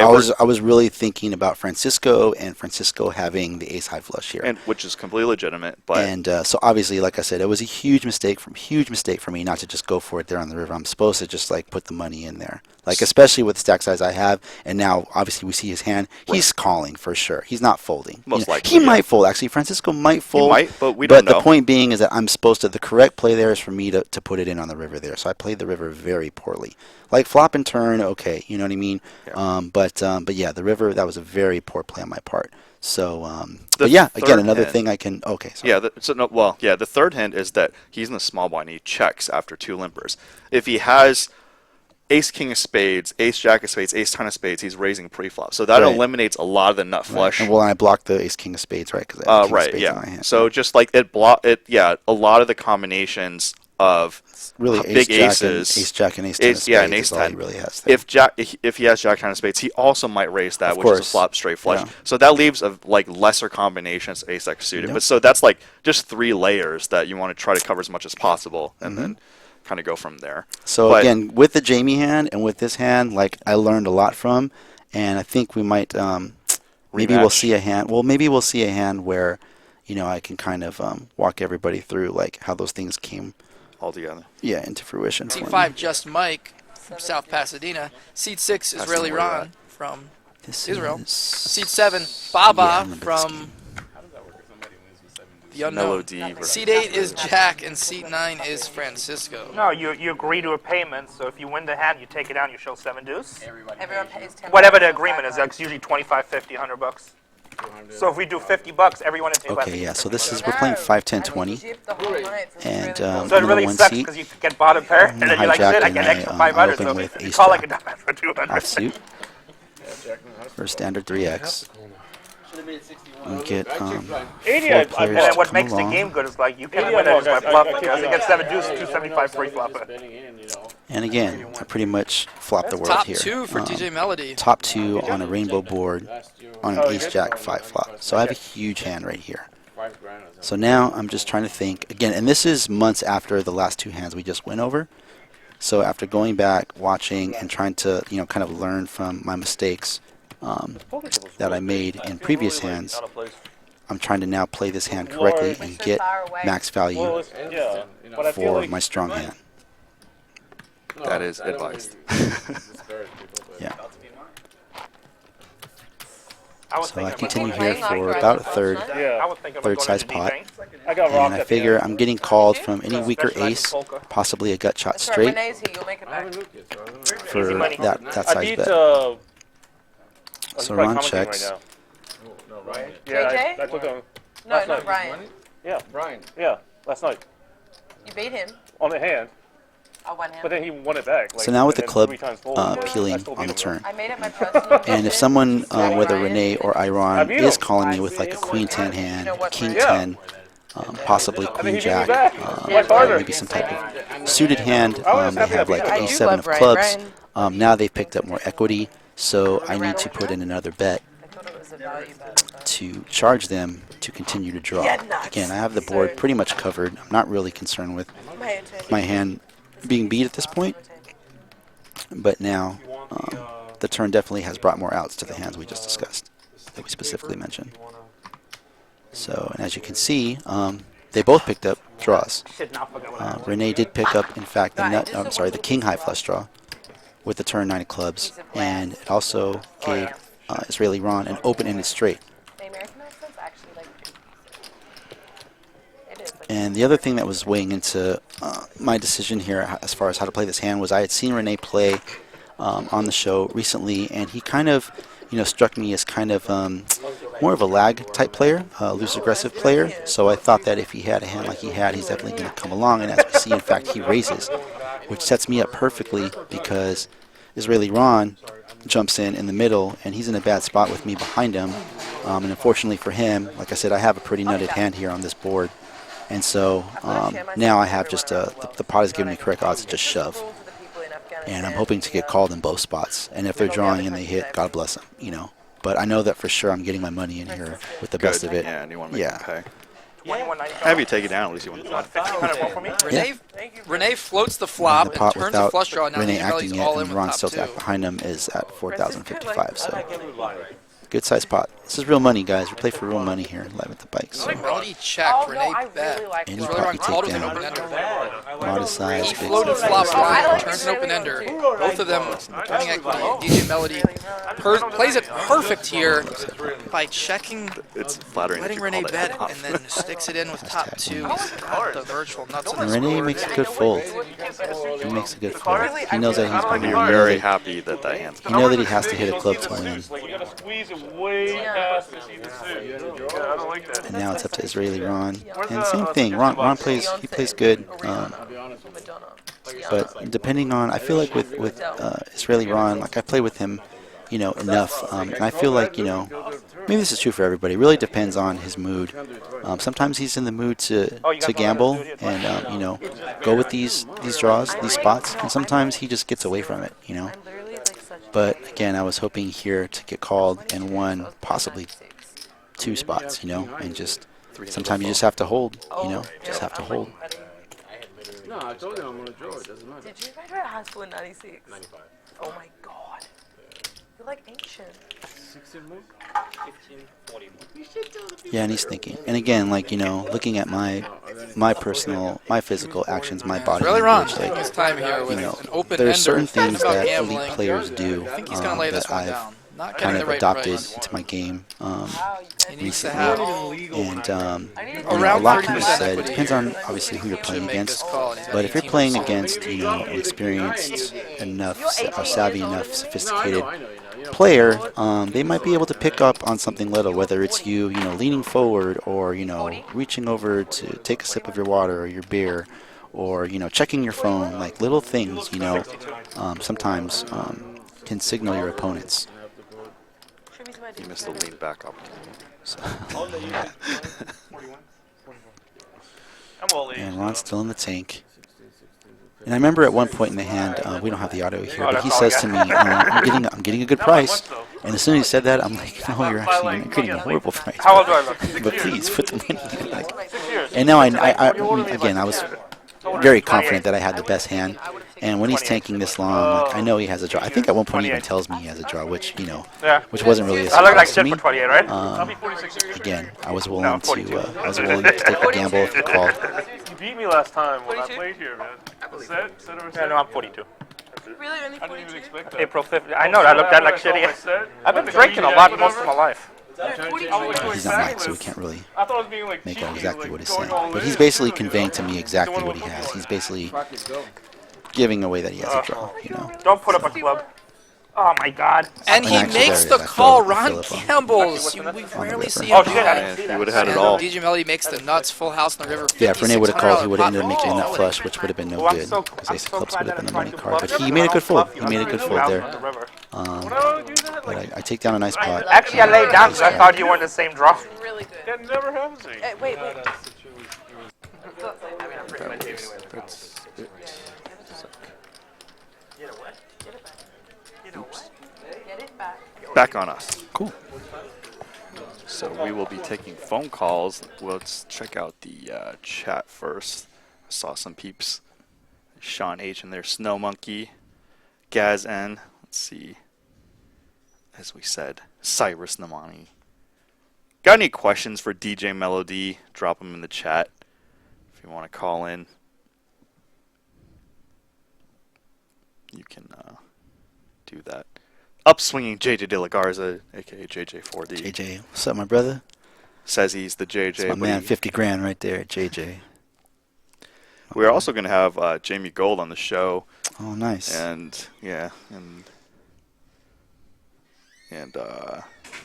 who else we got? Athena Kate next week, and then Barry Woods, and then Ken, and then a lot Ken. of people. Yeah. Ken's a lot of fun. Yeah. wild animal. Let's see who else in there. Smash that like button for DJ Melody and myself, D22, so also Wayne Chung, and Live at the Bike.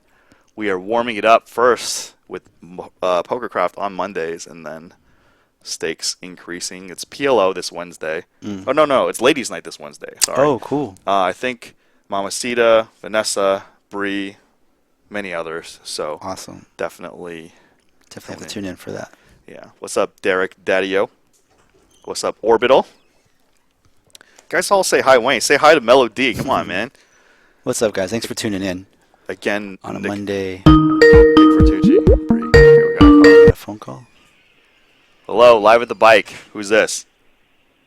Hello, this is George calling from Capital One Customer Services. Am I speaking with Mr. Wayne Chong? You are speaking with him. Great. Hello, Mr. Chong. I wanted to let you know that this call may be monitored for quality assurance purposes. Oh, Is this it's high okay, quality? sir? Okay. Go ahead. Great.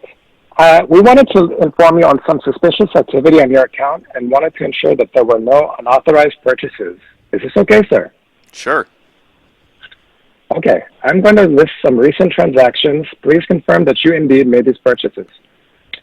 The most recent transaction is $7.99 at the Bicycle Legends Cafeteria. Do you recognize this purchase, sir? It's probably me. Okay. The next one is $50.00 in-game purchase for Hearthstone. Do you recognize this purchase, sir? which? Hearthstone? Hearthstone? Hearthstone? Oh, Hearthstone. Okay, yeah. Okay, great. The next one is $39.99 for Ebony Magazine. Do you recognize this purchase, sir? Yeah, that's about right. Okay, great. The next one is $20.00 for HentaiMania.com. Oh, Do that's you definitely recognize this me. purchase? 100%. Okay, great. So we will send you, well, we don't need to send you any credit card. Everything is looking just great. Thank you very much for allowing us to serve you. You may call us 24/7. Have a pleasant day. Oh, you too. And thank you for giving me credit that I don't deserve. Excellent.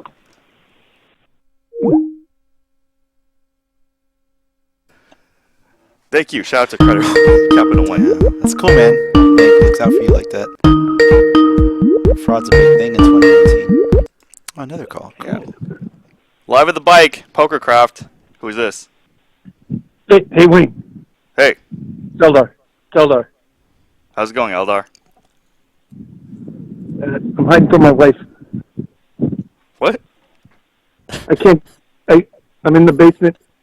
I gotta be quick about this because my wife doesn't know I'm down here. I wanted to ask you a quick question. Okay. So, have you ever met somebody who gets really horny when they scam people? What? Sorry, what'd you say? Can you repeat that? I know a guy who gets really horny when he scams people. Like, he scams people and then he gets really horny. It turns him on a lot. It's like, I'm trying to help him out. I know this guy. So he has like a scams scam people, he fetish? gets really horny. Eldar, he has a scam Yeah. fetish? Is that what you're saying? Yeah. It's something I just want to know. It's a friend of mine. Whenever he likes to scam people, and when he scams people, he gets really horny. Wow. Didn't know that was a real thing. I don't know. I don't know whether to be advice more on that? concerned about the scam fetish or you getting caught by your wife, buddy. No, she I wanna doesn't get know back I'm in upstairs the to the basement hiding family. from her. Oh, okay. I have to hide from her Oh, when you I have a good talk hiding because spot. You have a good hiding spot right now? Are you in a good hiding spot? I come down in the basement where I make my hummus. So anyway. Yeah. No help on that? I don't know, man. I mean, like, maybe go to Pornhub and check out like scam fetish. I mean, I don't know. Like, usually poker players like who have fetishes, they just go to Pornhub and search for strip poker. But this is a whole new level. That's very helpful. Thank you. Oh, I got one more question. Yeah. Do you know how to clean hummus out of your stomach hair? What? No, I do not. Like, I got a hummus-like substance in my stomach hair when I think about scamming, and I want to know how. Oh man. What the best way is to clean hummus out of your stomach hair? Hey, Eldar, Google is your friend. That's all I'll say. Google is your friend. You can probably Google that. There's nothing you know about cleaning a big load of hummus out of your stomach hair? I personally don't. No. But if I did, I'd definitely do my best to point you in the right direction. We'll definitely get you. Okay. You two are a bunch of fuckfaces. You're fuckfaces. You're no help at all. I don't know why I'm getting in trouble with my wife to call you. Goodbye. Peace, Eldar. Peace. Peace. Oh my goodness. Let's dial Brebank.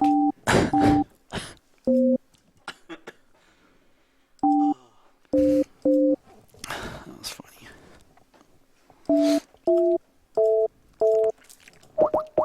Who are we calling somebody? It's Brebank. Brebank. Oh, Bree. We're calling Bree. Oh, cool.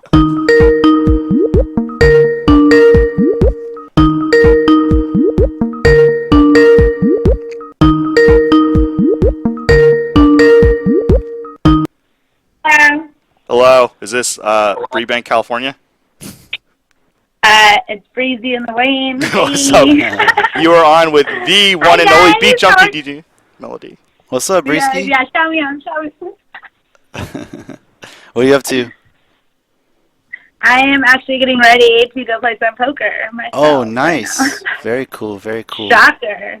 Where you headed going? to? Having fun? Where's the game at? It's in Studio City. You want to roll after your interview? Oh, is it, private game? Let me get you on the game. Ooh, possibly. I'm out. You guys have some fun. You could probably show me a thing or two. That's for sure. Hey, come through. There's going to be a stripper. Oh, my goodness.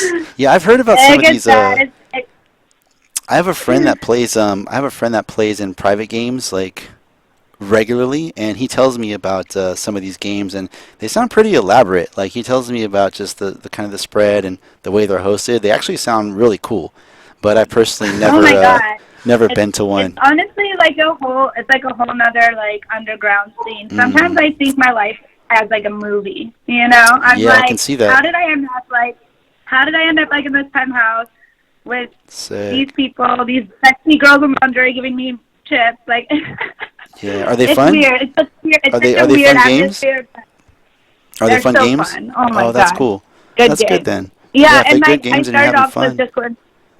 Yeah, I just started going to like one, and now I get hit up about like a bunch of them. So it's kind of a nice switch up from the casino sometimes, you know, because it's like, you know, Yeah, casino no, could be I like get it. claustrophobic sometimes, but these games are just like so lively, and so I just go Oh, and have that's fun on great. my free time. Yeah, no, for sure. No, I feel it. Are these like regular games or just kind of sporadic? Like you'll get just a text and like, hey, you want to play whatever this week or? Yeah, some of them are sporadic. I try not to go to them like so often, but I know everybody hits me up for me to go to their games. They're like, "Oh, come to this game. Come to Oh, this that's cool. game." They I enjoy probably your get like company. 3 Yeah, texts yeah, a yeah. That's day. cool. It's good to be invited to stuff like that. Definitely. I don't get those texts. Yeah, Oh. it's cool. It could be dangerous. That's true too. When That's are true. we Stay gonna- safe, guys. when are we Too gonna- much of anything makes you an addict. Right? Oh, yeah. That's a I rap. know, That's a rap really. lyric. That's a rap lyric. It's by the way. horrible. Sometimes the It's rhyme like, slow, it's sometimes the rhyme. Exactly. Nice and smooth. It feeds my addiction. It's horrible. Oh my God. I don't need it. No, it's all good. When are we gonna play again, DJ Melody? I don't know. Whenever. That I haven't looked at the schedule, but JJ's pretty good about telling me like what games are coming up, and yeah, he'll ask if I'm available. I'm down. Yeah, that was a blast. We had a good game last time. That was a lot of fun. Yeah, I feel like you Dude, and I I were was the ones. rewatching the footage and like we were dying. You and me were like in our own world, telling yeah. stupid dad jokes. Yeah. Oh, the Stupid. dad jokes. They're good. Yeah, dad jokes. Hey, Yeah, hey, feed me some dad jokes right now. dad jokes. All right. All right, Bree. What do you call a cow that's just hanging out on the floor? What do you call a cow? He's just chilling. He's just hanging out on the floor. A cow. He's a cow, but he's just hanging out on the floor. Dead milk? I don't know. Dead weight? Dead weight.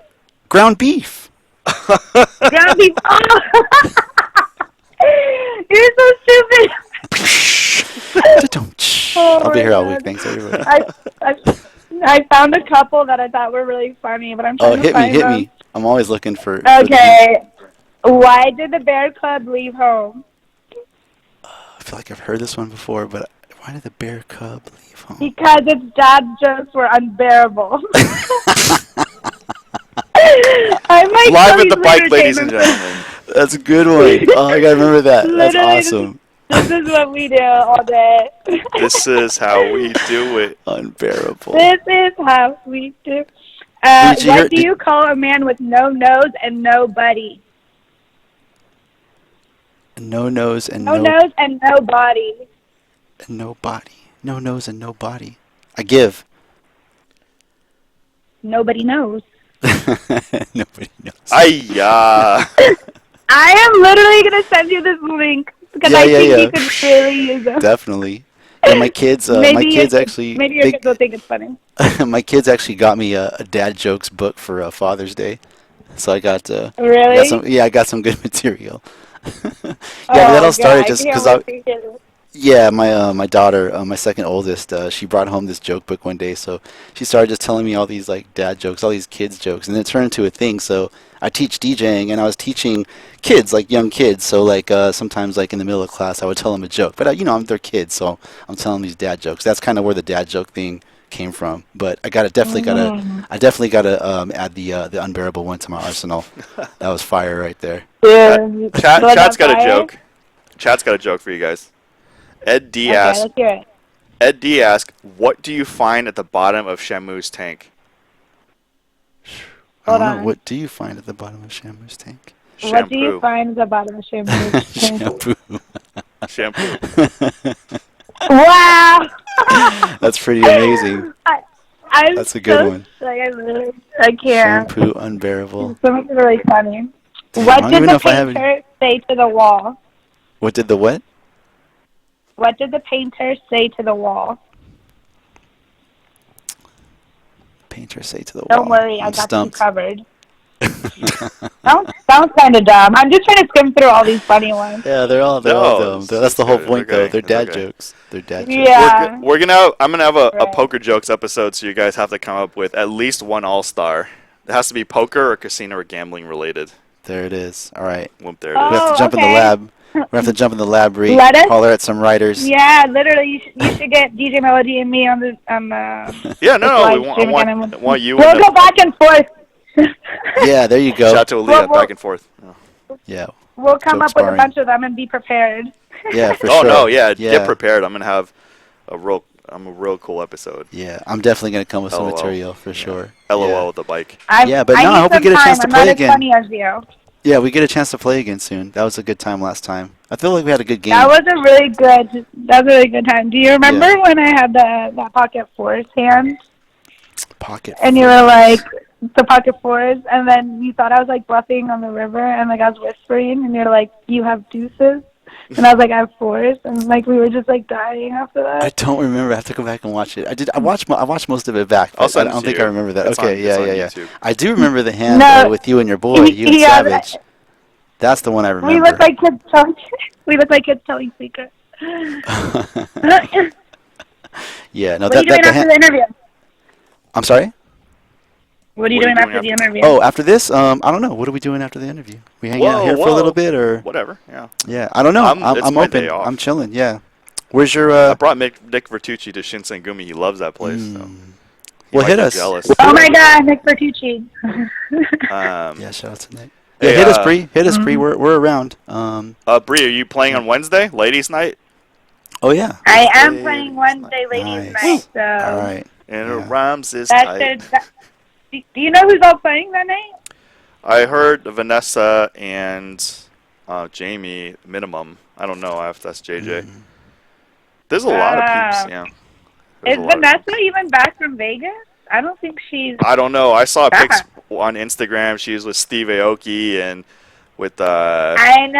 there's like a ton of This people. chick, I was like, she just "This is too living big the time, life. dude." I swear. Dude, and in the caption she wrote best DJ. I'm like, what the best DJ? Don't Wow. Steve's the Yeah. homie. Steve actually plays poker too. Steve plays poker. Me, him, and I would AM. love to see We used to Steve play Aoki. poker Are you back in the kidding day. me? Yeah. Steve used to play for sure. Yeah. I think Jamie. I'll ask Jamie tonight because I'm going to be with her. But I think we have Marina. She just played last week. Oh yeah. Marina, she was on the PL episode. Yeah. I think Marina, Jamie, me. I think Krista's playing. I think Jamie's girlfriend's playing. Cool. I yeah, think I remember did I say Amber Closet. Okay. So I don't know. It should be a fun lineup. I I'm remember excited. it. Girls, Yeah, girls yeah. night Like fun. if I see them. That sounds like a fun mix. Well, you know, I'll be pulling for you. Yeah. I'll be tuned in. Team Bree. Hashtag Give 'em- Team Bree. Oop. Give him hell, Team Team Bree. Bree, Bree Ski. Risky. The Are one you and only. going to be watching? Yeah, I mean, I don't always get to catch the streams live, so I usually I have to go back and I'll watch like Watch in the when it gets archives. posted to the website. Yeah. Subscribe live at thebike.com Yeah. for 1 free week. Use code poker. But I'll definitely. That's Yeah. Wednesday. You said that's It's this Wednesday. Wednesday. It's this Okay. Wednesday. Yeah. Yeah. It's going. No, down. I'll definitely DJ jump in. Melody's going to be watching me. Now you always He's bring going to be your A watching me, game. no pressure or anything. So Breeze 4-4, when she won the pot, I was like, Breeze 4-4, make sure all y'all kids don't know. Oh yeah, that one. It's just funny to watch because it looks like me and DJ Melody were just like telling like secrets like the whole time during the hand. It was really Third fun. grade. Yeah, it did. I thought it was It did. adorable. Yeah, exactly. We looked like Dude, the chat were like, we whoa. looked like the two third graders that weren't paying attention to like the teacher. Yeah, We're having exactly. fun though. Like, we're just really cracking fun. jokes, like talking stuff, cracking jokes. No, that was a good time. No, the hand that I was saying that I Yeah. remember was the one with you and Savage. But that was the hand that stuck out like in my head. That was crazy. Oh my god. Yeah, we That's were all like like, the hand that dang. everybody just talks to me about. And like we would talk about that, you and I would talk about that hand like an hour later and like 2 hours later. Like you and I just kept like discussing it. That was just a crazy hand. Yeah, that was a hell of a call you made. I mean, we were talking. I think you had stepped away, but the table and I were talking, and we're like, man, like no one else at the table makes that call, but somehow, like, yeah, you figured it out and you made the right call. That was a hell of a call. Right? Yeah, I It mean, was hell of a call. My God. Yeah, yeah. I know. I that was- had people hit me up and be like, "I followed you after I watched you play that hand," and I was There like, it is. Yeah, There that's it is. that's You the got- only reason to follow Bree. You got right? Insta fans. That's awesome. That's awesome. Dude, that was so crazy. That was a really great night. I had fun sitting next to you. I felt like I was a lot better time than like the time before. I think the week before we played together too, but you were like in seat 1 and I was in seat 3. Yeah, different game. But Yeah. it was a different game, but I definitely had a blast playing with you this last time, and I hope we get to play together again. Yeah, for sure. Likewise. Hey, well, good luck tonight, and yeah, I'll definitely tune in Wednesday, and yeah, best of luck that night too. Sounds good. It was nice talking to you guys. Hope you have a great night. You too, Bree. Go get Kick him. in the door, waving the 4-4. All she said was, "Papa, don't hit me." All right, No. bye, Wayne. Oh, whoa, wait, hey, Bree. Bye, Wayne. Peace hit out, it- Bree. Okay, later. I wanted to What? hit us with a rap line off the top. Oh, Off the dome. Anything. let me see Show. here. You guys, I love it. You cut out for a bit. What do you mean you rap on live chat? I don't want to do this. Yeah, she's a poker player, not an MC. Fine. I'm not good. Hey, wait. Next time you have me on the show, I'll perfect a rap and I'll rap All it right, for There you. it is. all right. She'll come with a hot We'll do 16 that. for you. Hot All right. 16 bars. Yeah, I 18 don't bars. need this live pressure right now. Okay. All right, All right, Bree. All right, Bree, take it easy. All right. Take care, Bree. Bye, guys. Have a good night. All right. Later. Later.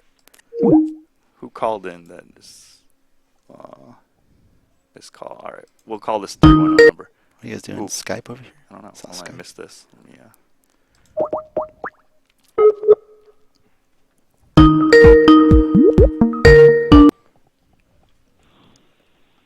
310 is live at the bike. Oh, are you guys still doing dad jokes? Yeah, we are. Always Go. doing dad jokes. We Okay. stay with the dad jokes. Well, I do at least. Awesome. Awesome, What's up, man? Awesome. All right. Hey, so what do you call a massive fish that takes $500 from a chick on a small stream? A massive fish that takes A massive fish. Yeah. that takes $500 from a chick on a small stream. Whew. Yeah. That's kind of a loaded question. I don't know if I could ever figure that one out. I give, buddy. What Okay. do you call a massive fish that takes $500 from a chick on a live stream? Okay. Well, okay. What do you call a massive fish that steals $500 from a chick on a live stream? Oh, I feel like this is poker related, right? It steals So- $500. Yeah. It's gambling related, just like you asked for. Right. Okay, Right. go. Okay. Okay. What do you I give call up. Eldar on live at the bike. Oh, jeez. Oh, bang, bang. Thank you. What up, Man Illusion, representing from Canada. Any Jamie Gold stories? I mean, I've played with Jamie Gold, like PLO and No Limit. And he's just, I don't know, he's a nice guy. When he won, he tossed, I was joking. I was like, oh, lucky chip. And he tossed me, a $25 chip. And I was like, Yeah. I was just kidding, man. And he's like, no, seriously, he tossed everyone a $25 Yeah, Jamie's chip. cool, man. I like Jamie. I F with Jamie. I saw him in Vegas. I was out there last month to DJ, and yeah, I went to the Encore, and this is Can I right when get the an series started. encore? Yeah, and and he was there playing, and we said, "What up?" Jamie's cool. Shout out to Jamie. You said you're gonna have him on the show, right? Yeah. Sick. We're in contact, and yeah, 'cause basically people are at the World Series. So I'm gonna get Jamie Gold. I'm gonna get Bryce Yockey, Maria Ho, a bunch of other people. Dope. So Dope legends. if I want to take a guy out with me tonight, it's none of your business. All right, anyone else want to call, or we might wrap it up? Might be a Yeah. Rapski, bud. Doomslot, no, the Monday is my poker podcast, PokerCraft. Shout out to Patrick Kern, who did multiple takes with me, and I botched it a million times. I was like, tune in for the Poker Like podcast by Joey. Oh no, it takes. No, I was you kidding. know what? Seriously, Yeah. that stuff. It takes used to being on camera like that.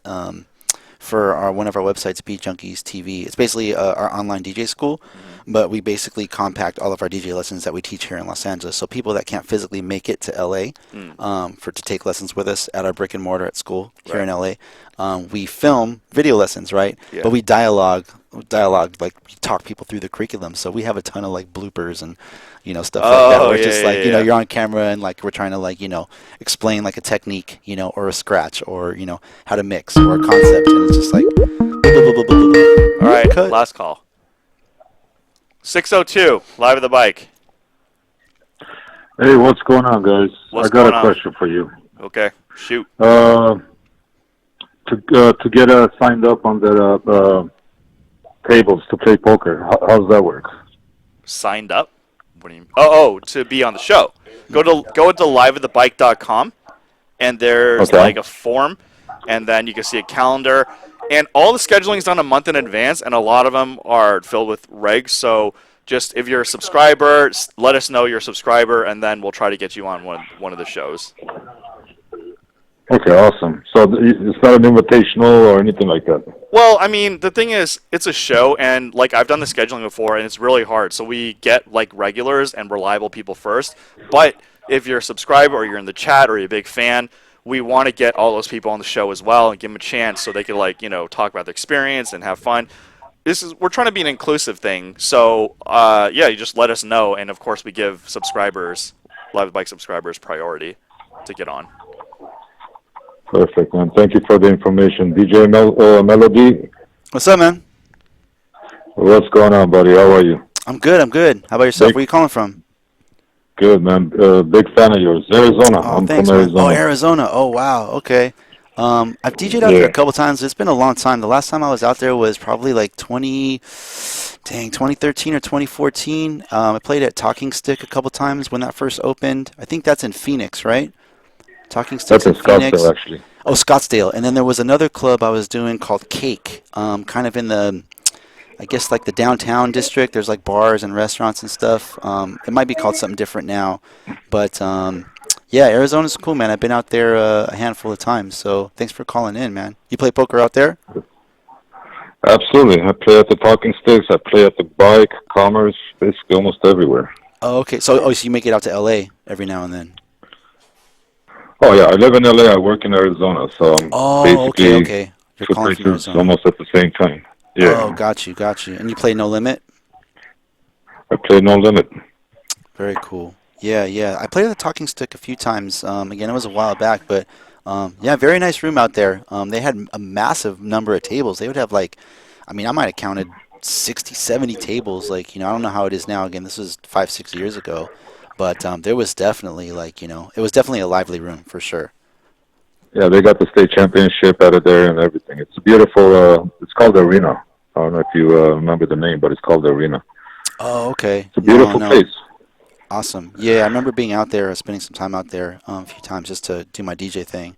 But word up, man. Appreciate you calling in. I love the show, man. Love the show. You guys are doing a great job out there. Okay. Thank you. Thanks, You're far brother. too kind. Take it easy, man. Take it easy. We'll catch you around. Take it easy. Bye-bye. Okay. Bye-bye.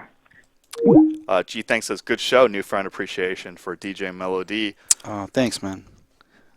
Yeah, thanks y'all for tuning in. Ernesto Leitao. Checking us out. Monday. Definitely got positive thumbs up, which is not always true. So anyway. All right, we're going to wrap up. Do you have any final words? Go to beatjunkies.com. Yes, please. Go to beatjunkies.com. Go to beatjunkies.tv. Green Lantern. There it is. Yeah. If you're ever interested or have ever been curious about the art form of DJing, again, we have a DJ school right here in Los Angeles, California. It is called the Beat Junkie Institute of Sound. We are in Glendale. We teach DJ classes for beginners, intermediate level, and advanced/experienced DJs 6 days a week. Myself and my crew are the instructors, and that is beatjunkiesound.com. Other than that, if you want to give me a follow on IG or Twitter, I am DJ Melod. I don't really post that much poker content. Every now and again, obviously I'm a DJ first and foremost, so most of my videos and social media content is DJ and music related. But again, if you're into hip hop, the art form of DJing, or any form of musicianship, I always appreciate a follow, appreciate a shout. And again, thank you all out there for tuning in. Shouts out to Live at the Bike. We have one last question here. Gerald Fabino says, DJ Mel, what's this rap reference? No one has ever got it. Says, I hit the pick 3. Then what did he buy? Oh, jeez. I don't know. I hit the pick 3? Yeah. I would need the second lyric to maybe begin to guess. I hit the... Kind of rings a bell, but ends so abruptly. I hit the pick 3? You could ring my bell. No, I'm just kidding. Yeah, I'm clueless, man. I'm sorry. Yeah. You can definitely stump me, yeah, no. for sure. I'm not like the encyclopedia. But you guys, if want to hip-hop, stump me for Rounders quotes, prepare those anytime, and then get my attention. And oh wait, we have holy the shit, giveaway. that's a hell of an elk. Oh yes. Dude, I want that to be subtle, so then people are like, "Oh my gosh!" But you want to do a giveaway, right? Remember? Oh yeah, we were gonna do a giveaway Oh, for the. So who won the poker music mashup, buddy? I don't know. And we'll do it next time. All right, we'll do it next time. All right. Thanks, guys, for tuning in. All DJ Melody, catch him live at the bike. Me, DJ Huntersuit, Soso, Wayne Chung. Good looking out, y'all. Monday and Wednesday, and perhaps some other days. But it's fun, and we'll be back next Monday with Athena Kate, and then we'll have Barry Woods. Cool. Just breaking down hands, talking to people, getting to know people. Poker jokes, poker strategy. Definitely looking forward to those and future shows too. Yeah, it's a good thing you got going here, man. Shout out to you. Thank Yeah, you. This is cool. You're far too kind.